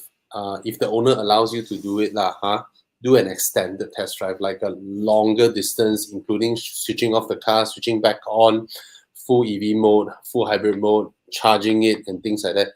Give it a day, because there are quite a number of them being sold now. So the person who wants to sell it might be happy that you chose his car. All right. So good luck. That's all I can say. Sorry for the long answer. Or even that force charging thing, Bobby, the mode you force charge it. Yeah. Those things you need to test out lah. Yeah. All right. Apa lagi? This may be theoretical, but let's do your pick. Quattroporte, A7, 430i. Of the three, what would you pick? Maserati Quattroporte. Me too. Well, it's just not the same league. Maserati Quattroporte. If you're feeling adventurous, go for the Maserati. Bro, it's a 1 million now, ringgit plus car, bro. It's Okay. a 1 million, almost a 1 million ringgit car. Yeah, True. it's 200K now. Mm. It's a bargain now. And the way the Maserati rolls up to a Porsche, in the lobby, it's like, whoa. Thomas, you had an extended drive in it, right? Tell us Yes, how quite an extended drive. Yeah. It's not the most How is it comfortable limousine. They know they're not going to compete in terms of comfort with S class and it's not going to compete in comfort. But the engine right behaves like a supercar engine. The way it builds the torque is aggressive and fierce. It reminds you that it has a really sporting engine, like a proper sport engine, something that the Mercedes, even the 730, 740 Li cannot do. Yeah. It's funny, yeah. And the rear is playful. The car is playful. It's funny. It seems like that's the theme of Maserati. Yeah, like even the Levante I drove, it wasn't the most comfortable. And you need to work the steering a bit more, But yeah, it's just different, it's different. Yeah, Maseratis are the Italian Porsches, right? In a way, right? Yeah. Yeah. All right. Yep. Awesome. Okay, let's move on to a few questions. Then maybe go to do where's my color. Yeah. Let's see. Oh, this one. I see M2, so I click. Dear Thomas, the day they launched the CSB Pro, I saw your M2 competition, M2, and fell in love. My friend told me he wants one really considering trade is 30i F30 for the M2. Well, Do the it. price is different, but hey, do it. Do it. Okay, hold on a minute. Before you go do it. Okay, Bobby had a little drive in my car, and then we came to a little competition. After I come back, right, I think back when I drove the M2, right? The M2 Com is really a lot more playful than the M2. The M2 feels super grippy, super planted, Whereas your car, right, on the highway, I do a little bit of steering input, you can feel like, hey, it's like, wow. And it scares me more than the older M2. So, I mean, my skill set. I remember the non-competition M2 is quite sure-footed one. Very sure-footed, very planted, Whereas this one is more. You go high-speed steering, like, wow, the rear also. Is it like because of lesser body roll and you get that twitch? Yeah. And also I don't know how they set it up. You kind of feel that you move the steering wheel, then the rear. You move the steering wheel, then the rear. It's not like that one. It's a bit like you feel like, whoa, you totally feel the different entry on the front axle and the rear axle. It's easy to drift, Bobby. Basically, if you turn a bit and fall, it's easy to drift, Yeah. After Ivan Kong's class, I've been trying to drift more often whenever I get a chance, So, but yeah. To answer the question, I guess the M2 is the kind of car that for you to feel you get your money's worth, you need to know how to drive it out to feel you get your money's worth. That's the thing. I think it's not a car for say I want to buy it for something cool. It would you buy the car and then you own it for 1-2 months. You look it's cool and then the coolness go away, and then all you have is this car that's so twitchy and that requires you to work it to get you feel like your money's worth lah. So if your friend is really in the path of learning how to drive well, drive more, then the M2 is definitely a great car to do that. But it's a competition on normal M2. But if your friend just want a car to look cool, feel cool, M2 maybe no lah. I think that should be reserved for the people who really want to, bring the car out. Go to Thomas's earlier idea, buy a Supra instead. Or no, get a 718. It's really easier to drive on the 718 and it's way cooler than the M2. I feel, 718. Yeah. Much more less intimidating to drive lah. The M2 competition it can be intimidating. Yeah. Yes, it is. That's the word, intimidating. Yeah. Scares me. Okay, let's move on. Okay. Hello. Hi. Ooh. What is this? Thinking of getting a 640i, but extra 100k worth going for the facelift version. Believe the car will hold its value somewhat moving into the future, right? Not 100k difference lah. The pre-facelift 640i now holds around 150, 160. You really want to pay 250, 260 for a facelift version? No, man. Because 250, 260, right? You top up 50k, you get M6. You might as well you get M6. Right? M6 will hold its value. So think about it. You get a normal 640i, you know one day it will go down to 150, 160 or 170, 180. No lah, it will go down to 150, 160. One day it will reach there. So by the time it's out for loan, right? The previous 640i, the pre-facelift, the one that I had, now out of loan, Coupe will be 150, 160. Sort of stabilized there. Of course, once in a while you get some anomaly, people selling at 120k, things like that. You see 175 also got 175 should be the 4-door, right? 4-door or hopeful people, Anyway, if it is 250, 260, you might as well top up 50k, get an M6. And that car will hold its value there at about 300. Yeah. No point getting the facelift at 250k. You top up to 300-ish, you get M6. Right? See, got M6 or not, Chia? Then M6 you can go BMW M events and all that. Your M Very differential. Yeah, very different, very different. Then you will hold its value really strongly there. Okay. Okay. Okay. We are okay. Any other questions, guys? Please ask Do you again. want to answer the Macan one? Oh, let's look at that. Hey, fam, opinion on Porsche Macan 2.0 versus 3.0. Thinking pre-owned unit, second-hand on loan, one sporty handling and good speed. Something for good for the back coming from a Clubman S for my friend. Right? Heard the 3.0 not worth it. Okay.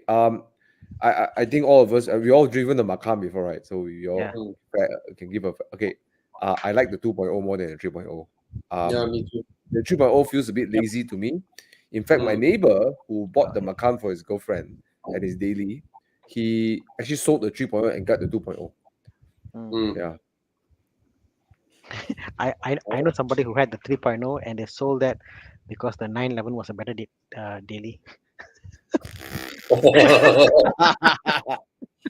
So I think it doesn't feel as light as what you think it is. I think that's the term.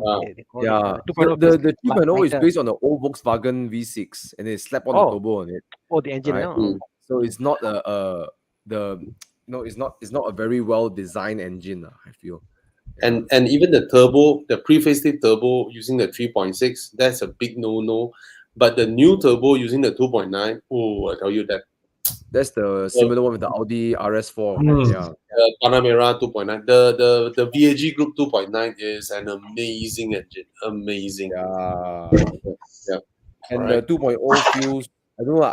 I don't feel like I never thought in 2.0 was like I need more power. It's like 2.0 it's enough. It suits the I drove platform. up Genting also. I was like, okay, there's enough power to get up Genting, no problem. I can drive it steadily. Yeah. And because the front is way nicer. Yeah. The Macan platform at the core is a Q5. Right? The old Q5. All right. So probably a lighter engine actually aids to it. Aids the weight balance. Yeah. Have you guys felt this? The 3.0 doesn't feel a lot faster than the 2.0. Like you don't feel exactly. It doesn't feel a lot faster. Like where's the money going to? A 330i and a 340i, there is the faster car is the 340i. Huge difference. This one is like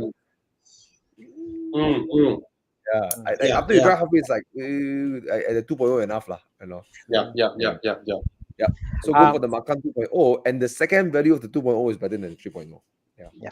Bobby, before we go to the dude as my car, so today you're talking about the Evo Enduro, and you're talking about the fact that If you want to go for the full event, you can go for the 5 day. You want to talk about that Oh. before we? Yes. Okay. This round, I already foresee this round. Not many people will join Evo Enduro because they look at the itinerary and they are like, what? 12, 13 days driving all the way to Mae Hong Son is crazy. So we planned the itinerary so well. If Chiang, you want to show the info page, you see the day 1, day 2, day 3, day 4 and all that, right? If you look at the itinerary page of Evo Enduro, you can see that there is the info tab. Okay, then you see day 1, day 2, day 3, day 4 and all that. So we plan every single day. Where are we going to stay and what are the nearby attractions? And then for day 2, where are we going to stay? What are the nearby attractions? Okay, so if you couldn't get 12 days off, all right, you yourself can think like, okay, I'll flag off together with you all, and then I only do day 1, day 2, and then I'll say bye bye to you all, or I do day 3, then I say bye bye to you all. But do take note, this whole chart is a progress one. So you take 2 days to reach there, you need to take 2 days to go back, around there lah. All right, be mindful of that. So you can flag off with us and then put up the first night at Hat Yai. And then the second night at Hua Hin is fun enough already. The second night at Hua Hin is basically you achieve what Evo Enduro 2018's end journey. All right, that's where we ended in 2018 Hua Hin. All right, so it's a huge achievement already. So if you want to go the third one, you can even reach Bangkok. All right, which is, hey, how many people can tell their friends that, oh, I drove from KL to Bangkok, which is nice enough already. All right. So according to your own schedule, don't be shy to join us because, hey, we don't charge you anything, right? Put in your name, book your hotels, at least for the first 2 nights, and then come with us. And then if you want to turn back, by all means, go ahead. There'll be a lot of people. That, yeah, a lot of people are doing that also. All right. No pressure to do the whole journey. We totally understand that. All right.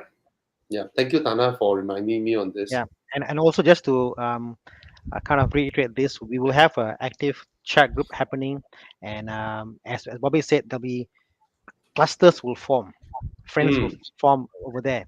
So if you're doing like a 5 day journey, like I might not do the full journey actually because my kids want to come, and that then maybe a group might go this way and you can follow them. So but you all will meet in a common spot at what Bobby said, so don't feel intimidated, come, sign up, and then everything else will just fall into place. You know what's funny, Thana? Me and my wife was trying to persuade our kids to come along. Yeah. Because we don't want to get pressured to go back. My kids want to come, but I can't feel.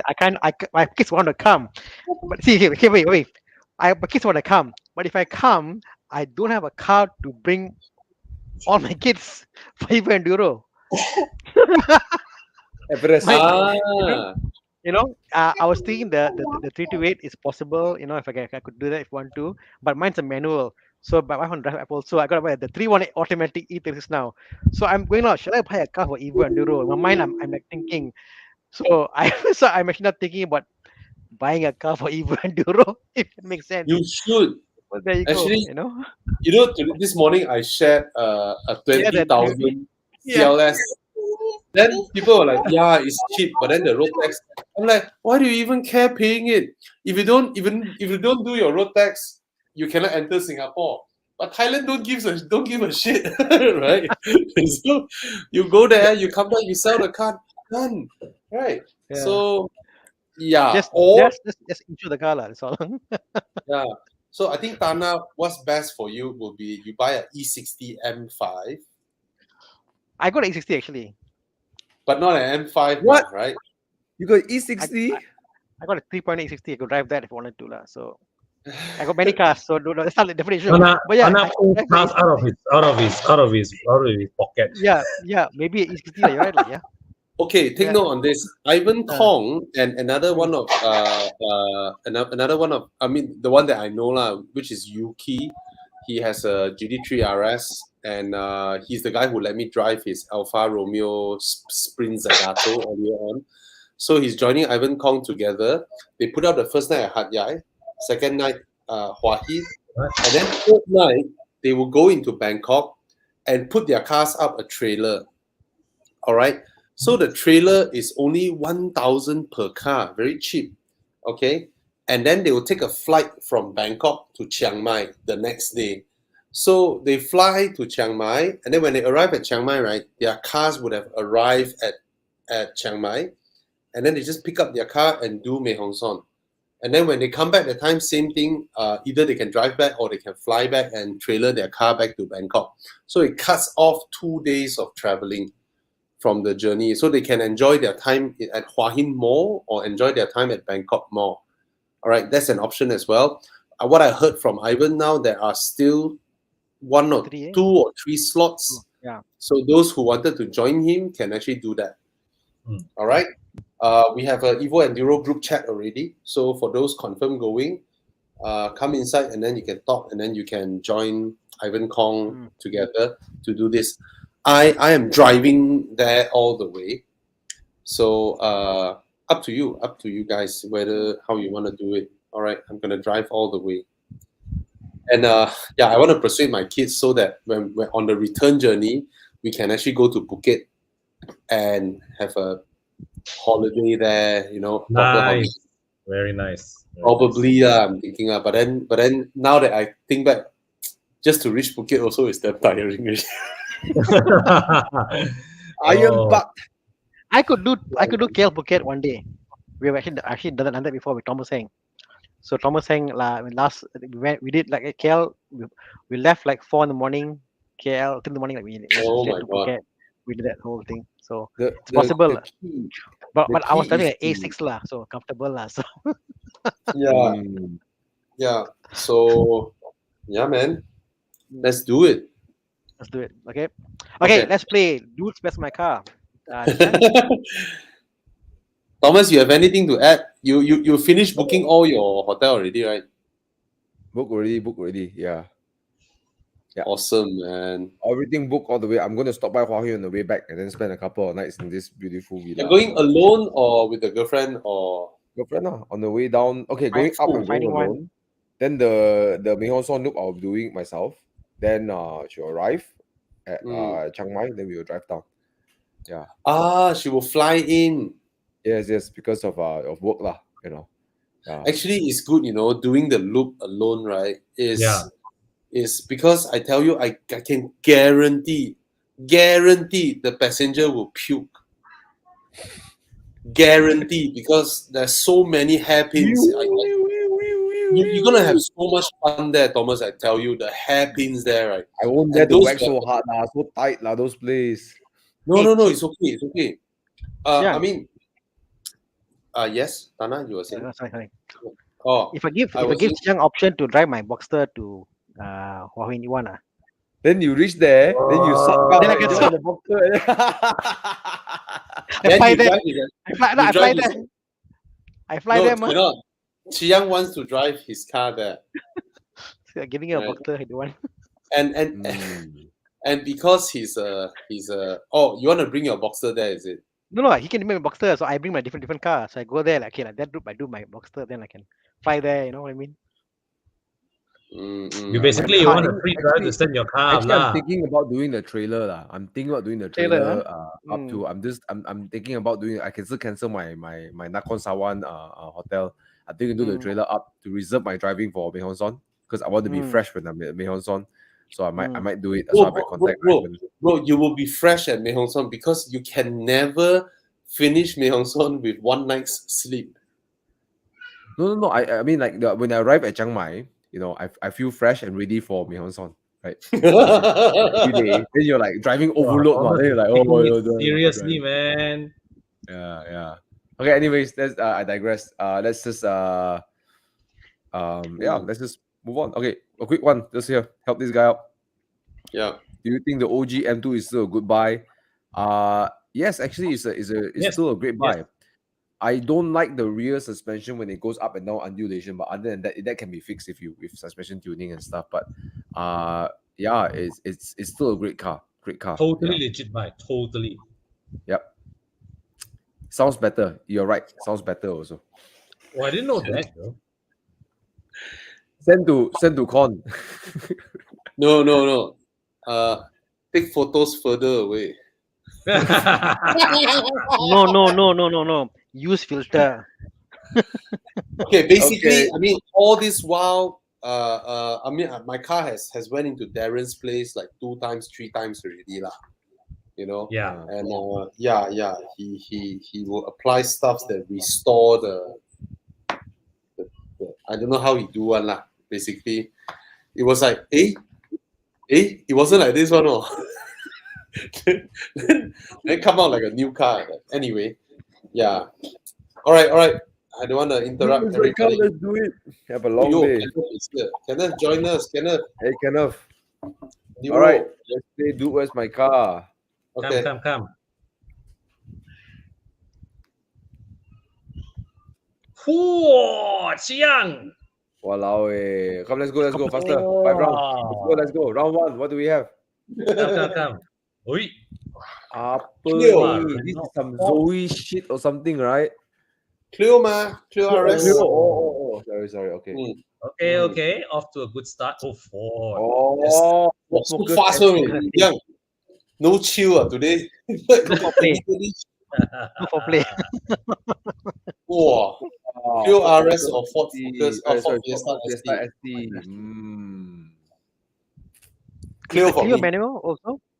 But Clio is a Both manual, both DCT manual. only. There's no manual. But Clio, Yeah. you can choose DCT. Clio has Fiesta DCT. manual lah.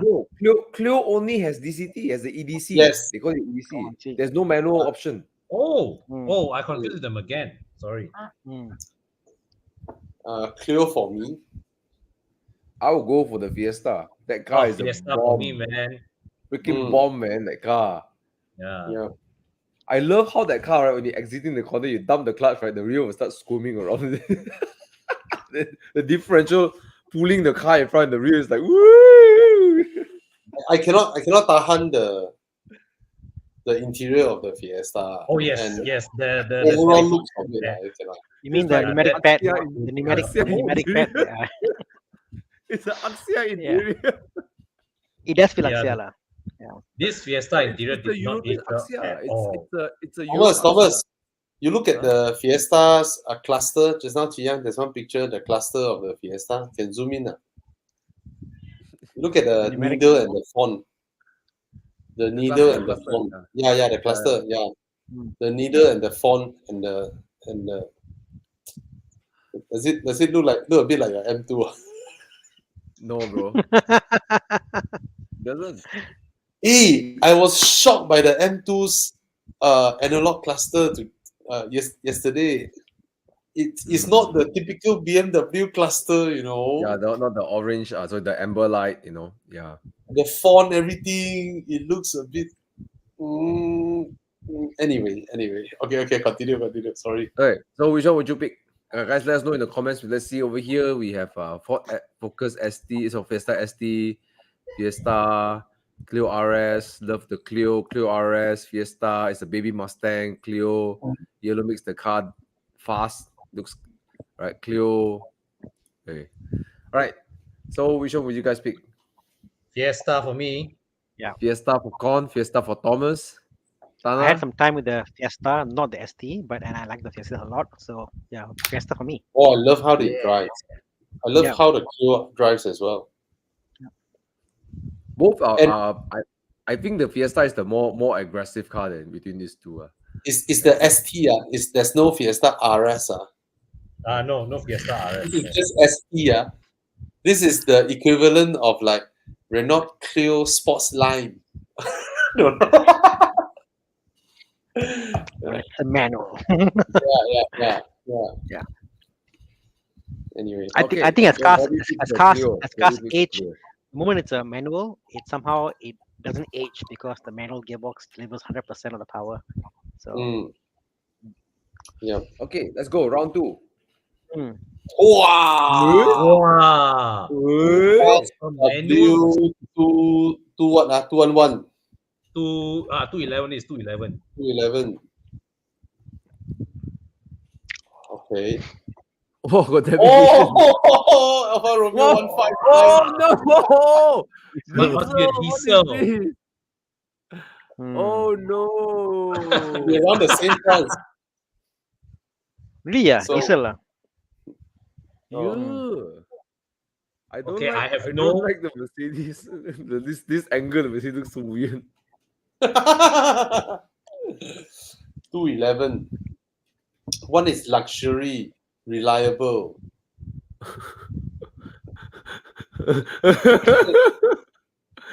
The other one not so luxurious and make you curse in the car. Con is like, usually I will pick the uncle car. You know what would struggle, Chi Yang, if you put an E39 here, right? Oh, that one people will struggle. Why? Against the Alpha or against the Mercedes? I don't know. Oh, against the Alpha. Yeah. Oh, against the Alpha. Yeah, Oh, against the both Alpha team E39. lah, both these cars also Wah, be tahan E39 lah. Okay lah. In this one, I will go for the Alpha lah. Who It's a would go for diesel, the bro. Mercedes? It's a Oh, diesel God, Jackson Alpha, Wong, bro. Mercedes, Paulus, Mercedes, and The Mercedes is like the car you've driven so often, so common. It's just there. It's nothing interesting about it. Imagine the 159 turn up at Tri Station. Right? We know he's with us. The Mercedes, sorry, uncle, you're here for? Are you looking for someone? Instead of looking for crispy. You lost your way. Yeah, Okay. it's a fantastic cruiser. I agree. I mean, it drives well. Yeah, it's a cruiser lah. Reliable. Hey, it's so handsome when it appeared in Men in Black, you know. Mm. Not Men Bobby, in Black. Yeah. Question, Obi, the Man in Black Yes. W211, I just find the slant of the nose different than what you see typically. I got a feeling it's not the same car. Actually, this generation, the nose quite slanted one, depending No, on but the it's not, angle. you Bobby. look at it. You go look at the movie, Bobby, again. I kid you not. I went and said, how come the car is so cool on the movie, but real life it's not so cool? And again, and a review. I have a feeling. Chiang, can you just bring up that Man in Black Mercedes E-Class they have there?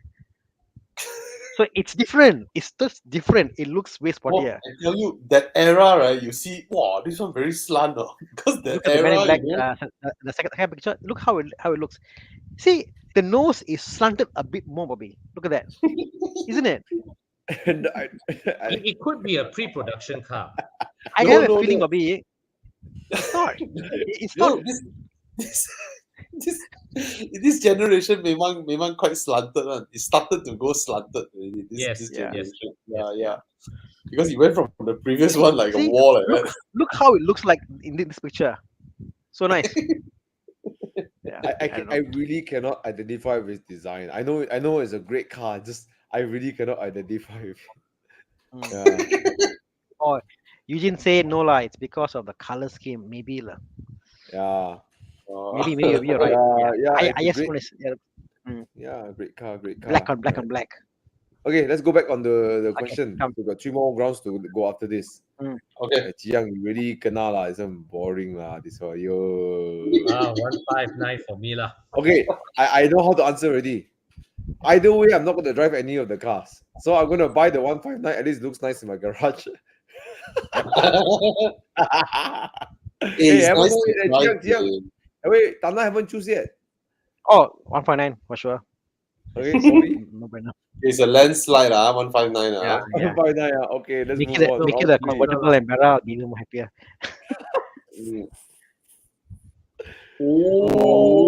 What is this thing? Brera Spider. Why got so many Wow. Alfa Romeo today? Yahweh.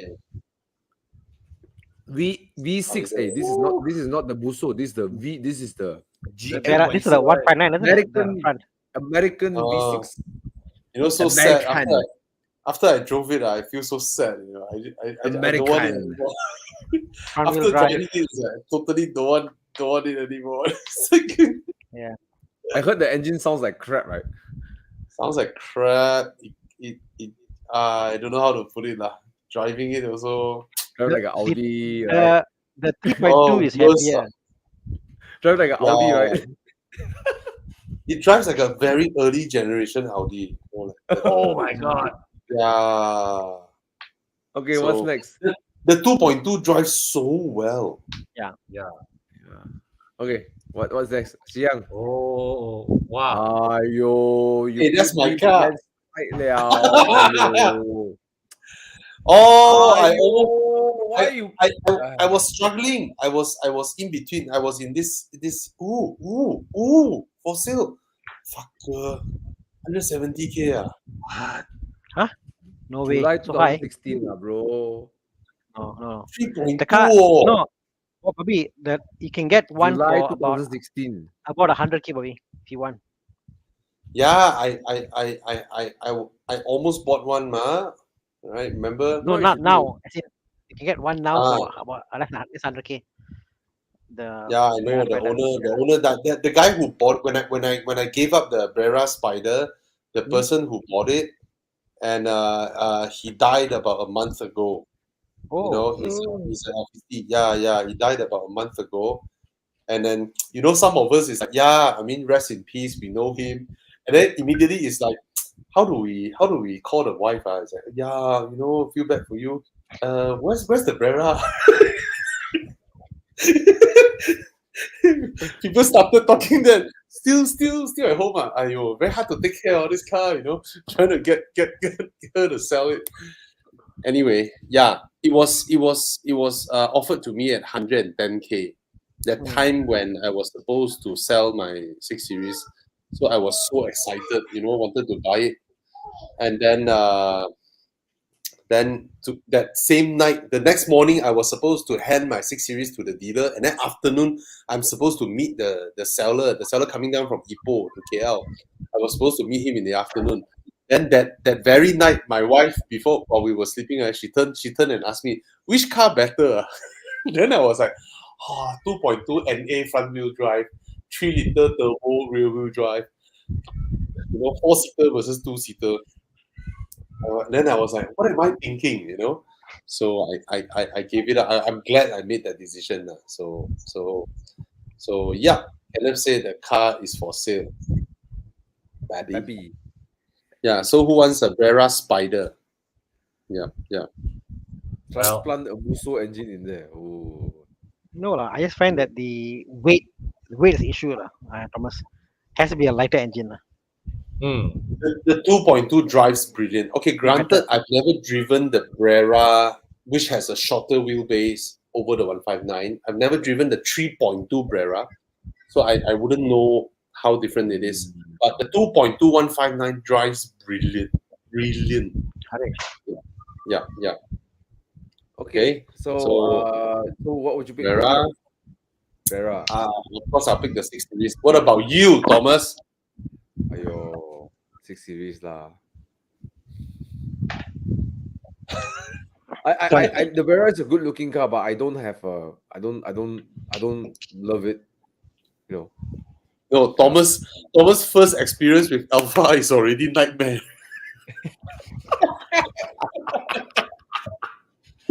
No end. Oh, nightmare. It's expected, right? Yeah. Not as worse as what you experienced. You got the worst, bro. My No, friends you all buy chose to get- Alphas. Yeah. My friends who all buy Alphas still can jalan one, Wow, your one is like, fuck you, Thomas. I'm dying.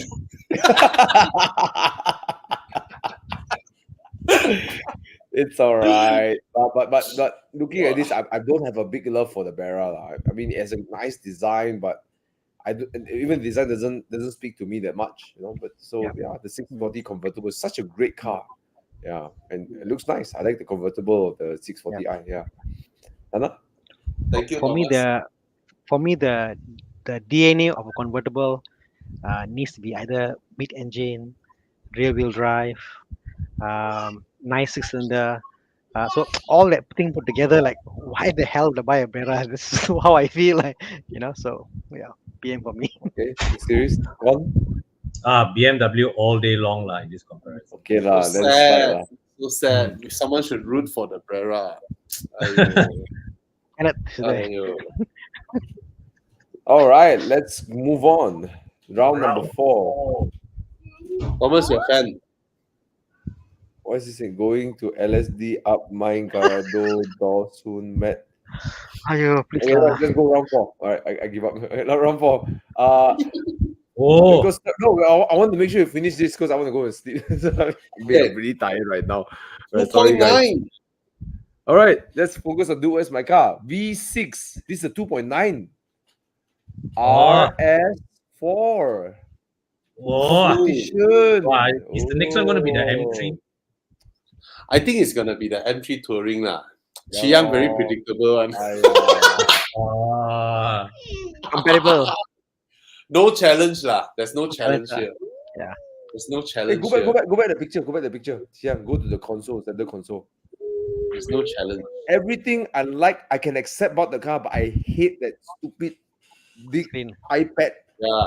Yeah. because it's moved on into a dashboard that was not initially designed for it. Yeah. But Thomas, it's better than an analog dial, isn't it? So okay lah. No. Oh, I prefer analog. This is not just an iPad. It's an iPad pad. But it's but an it's not LCD monitor. actually one screen in a way, isn't it? It's like two screens put together and they're not linked together. It doesn't go across. It looks a bit cheap lah. Horrible. I mean, I don't quite like the bucket seats, but okay, I can accept that. But when it comes to the screen, it's bro. Paulus. Paulus RS4. Romanov is saying Wow, RS4 I because see quite a lot of people going for the RS4. RS4. Wow. RS4. RS4. Wow. But no doubts, I think the RS4 is the prettier car in this. I no longer think so. I really like how the M3 looks now. I'm sorry. actually the in person They must remove the car the looks really nice in person. I mean the big Yeah. the group when the big notes first came out, I was a bit like, but after 1 month plus, right, I look at it, I was like, oh. Then when I saw in person, it's like, yes. Okay, I still think the 4 Series is ugly, but the Yes, M3, M4, the M with the different shape grille, and then the bonnet grooves, and especially in touring, it's like, It's appropriate, right? Yes. Yeah. Oh, I actually love. I like the way this one looks. You know, it's AG. Look at that. You know, the scoops on the side. You know, I love it. they did it. They did it. The RS4 looks a bit dated, Bobby, in a way. Like the same thing they rehash. Like how many times can you do the same thing again and again and again? It's like, yeah, there's this lineage is there. So this looks Imagine fresh, tomorrow I interesting. fly and then people ask me, what was it you were saying, Bobby?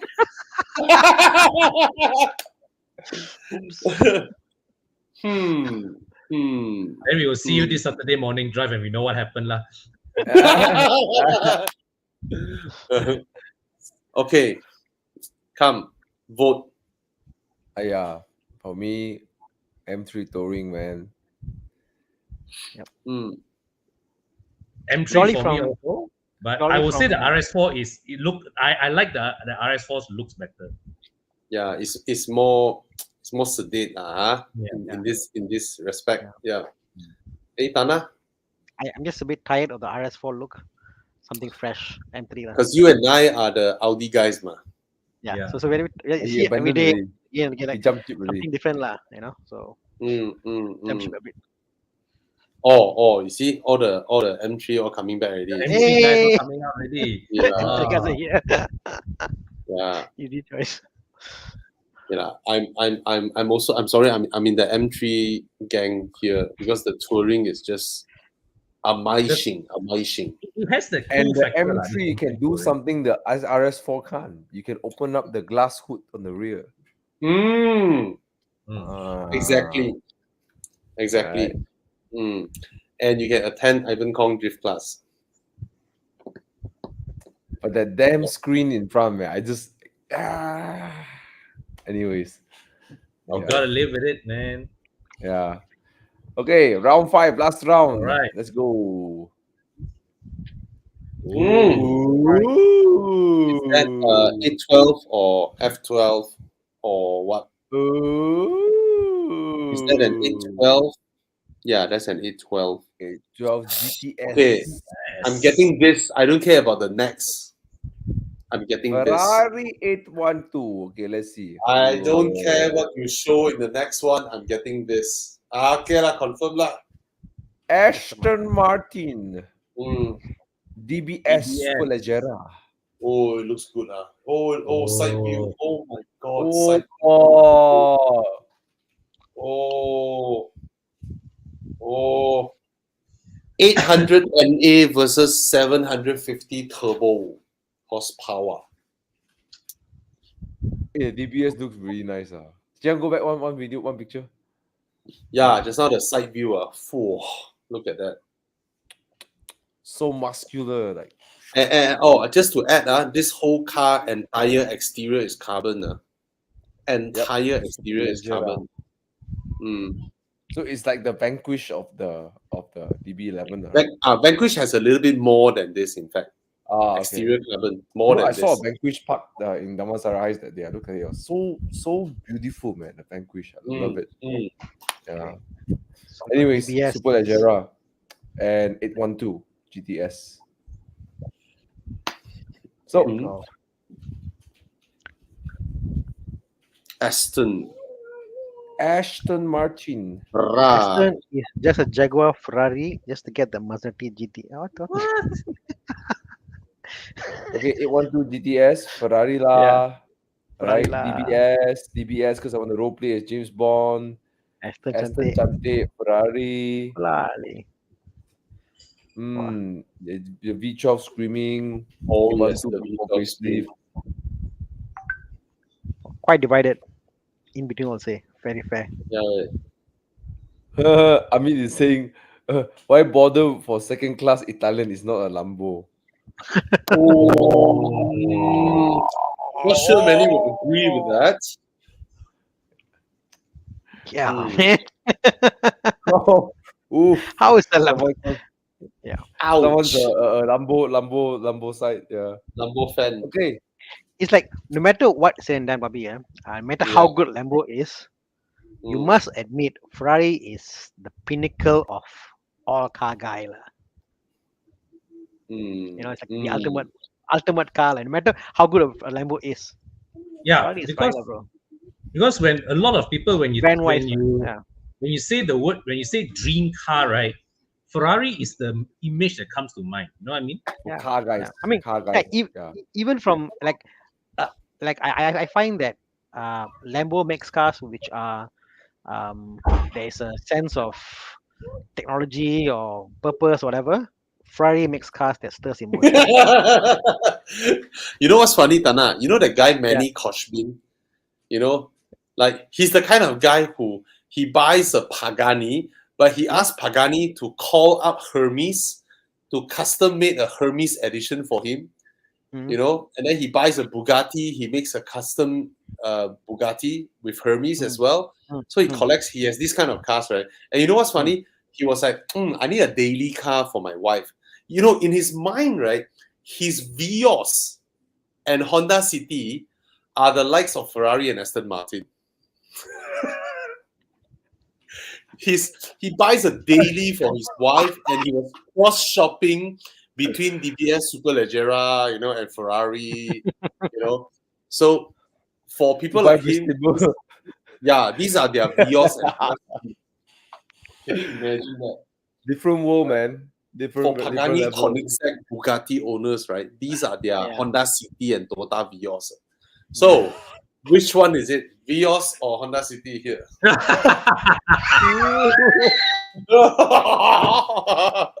I don't know which one is which. Then what is the Nissan Almera? Come on, no. Okay. I would Aston. Yeah. I mean, it's true, Thomas. For you, right, you wouldn't consider a warong bihun goreng with some sauce put in it when they fry it as food, right? in a way. I will eat it. Right? I mean, if I need to, I eat it, you know. I mean, if you need to, but you won't. Why waste space in your stomach and stuff that shit in, right? So Okay. yeah. Oh, Okay. the Almera is the Lambo. so It's if the Lambo. Ferrari Lambo. this is the Lambo. Vios, and then the Aston Martin is the Honda City. Then I guess a Maserati is Almera lah. No, there's no Maserati here. The Almera is the Lambo. The Maserati is the Axia. So Ferrari is flip table, I tell you. Okay. Atiba is the Urus. Okay, let's come back to this. Okay. Not Pro Sange. Alright, anyways. Okay, which would you pick these two cars? Thomas, you Very start hard. first. The Ferrari's V12, the way it screams is like. Oh yes. Wow. Oh yes. Oh yes. Ferrari's V12 is way more potent than the Lamborghini's V12. Yeah. Oh yes. Oh yes. more modern lah, I guess. I've driven the SVJ, right? You know, it's fast. Just that when you put it side by side in the 812, it's like, or even the F12, it's like, Yeah. 6.5 rev to 9,000. Can you imagine that? Oh, and the way Ferrari flows into the corner is just beautiful. The way they construct this. But the 812 GTS, I don't know. I have this feeling that the 812 is nicer than the Superfast is nicer than the GTS. The looks lah. I like the Superfast more than the GTS though. But with the roof closed, they look almost identical. Except the window line towards the so-called C pillar. I mean, there's no C pillar here, it's B pillar. Do you know you can drop the window behind to kill your engine in the 812 GTS? Yeah, yes. You can keep the roof on, and then you can just drop the window down, and you can listen to the engine noise and the exhaust noise. And the best part, after you open the roof, right, it has that kind of speedster look because of the two hoops. The humps, at the right? back. Yeah, the humps are sexy as hell, man. So, so what would you pick? Because now we have to pick so that we can end the show. Yeah, for me it's 812. For you? Wow, pick 812 You don't want the Super Leggera Volante. Nah, not in the presence of the GTS. Yeah, if you put the DBS Superleggera Volante versus the 812 super fast, one drop top, one doesn't, then I'll struggle lah. But both are drop top lah. I'll go with the GTS. Okay. Yeah. Your turn. Moving on, Thana. I'm an engine kind of guy lah. So engine sound note beats anything. So Ferrari lah. Hey, the DBS also sound nice, ma. It's turbo. Turbo. So it's all muffled.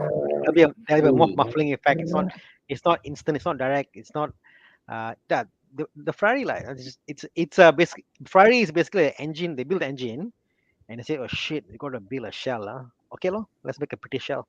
And they put a shell and say, "It's your car." That's a Ferrari.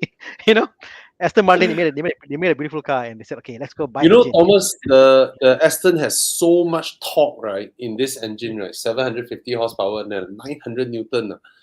They don't allow full torque until third gear. Yeah. Makes sense. Yeah. Con. I picked the Aston. Usually when Ferrari goes against Aston, I will go with Aston. Yeah. Con usually likes the more sedate one. Oh man, Uncle choice lah. Yeah. Now it's Thomas. Thomas, Ayo. Don't know leh. I really like the DBS. Looks so nice. Yeah, it is beautiful. What? Ferrari. Wow! You say the word Ferrari, you're already smiling. Yeah. No, Okay. no. If you ask me that, right, I will feel like, what do you drive? Yeah, Ferrari. I don't know, man. Ferrari is like so cliche, you know. Oh, I don't know. I don't know, man. Yes, and Yeah. It's like I think Thomas identifies better with the Ferrari. No, It's like, I oh, like what Aston Martins. handbag you bought your wife? LV. What watch you have? Rolex. What car you bought? Ferrari. You know, it's like the default. no, I will say what kind of drive. I drive for 812. So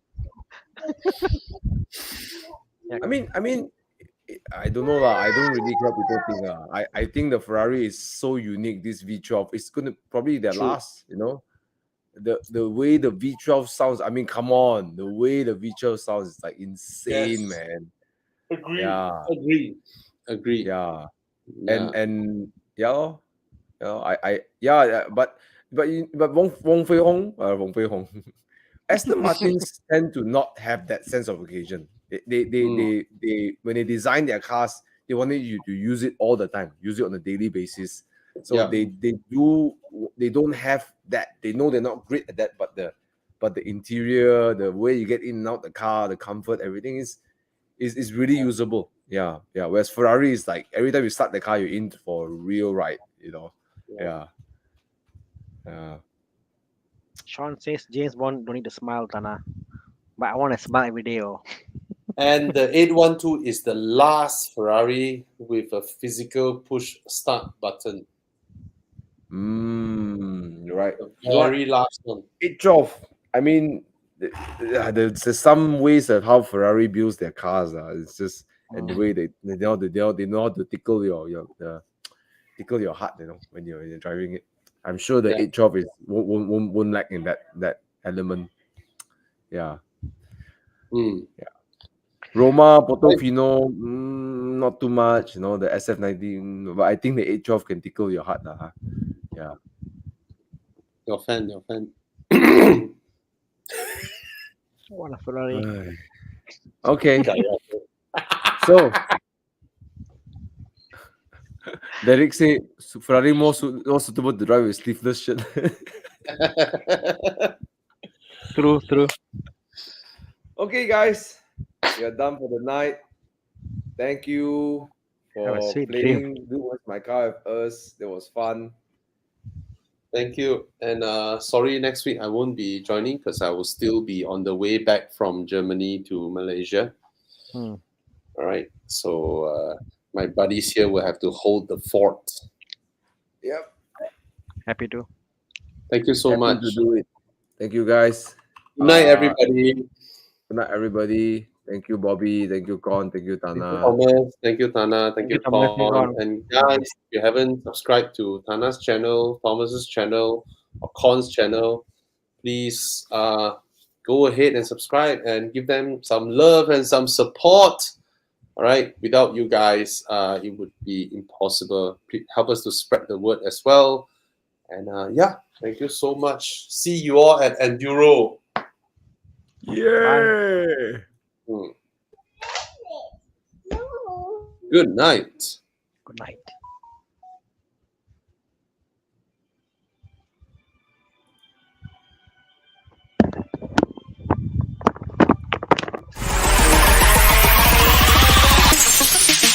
We'll be right back.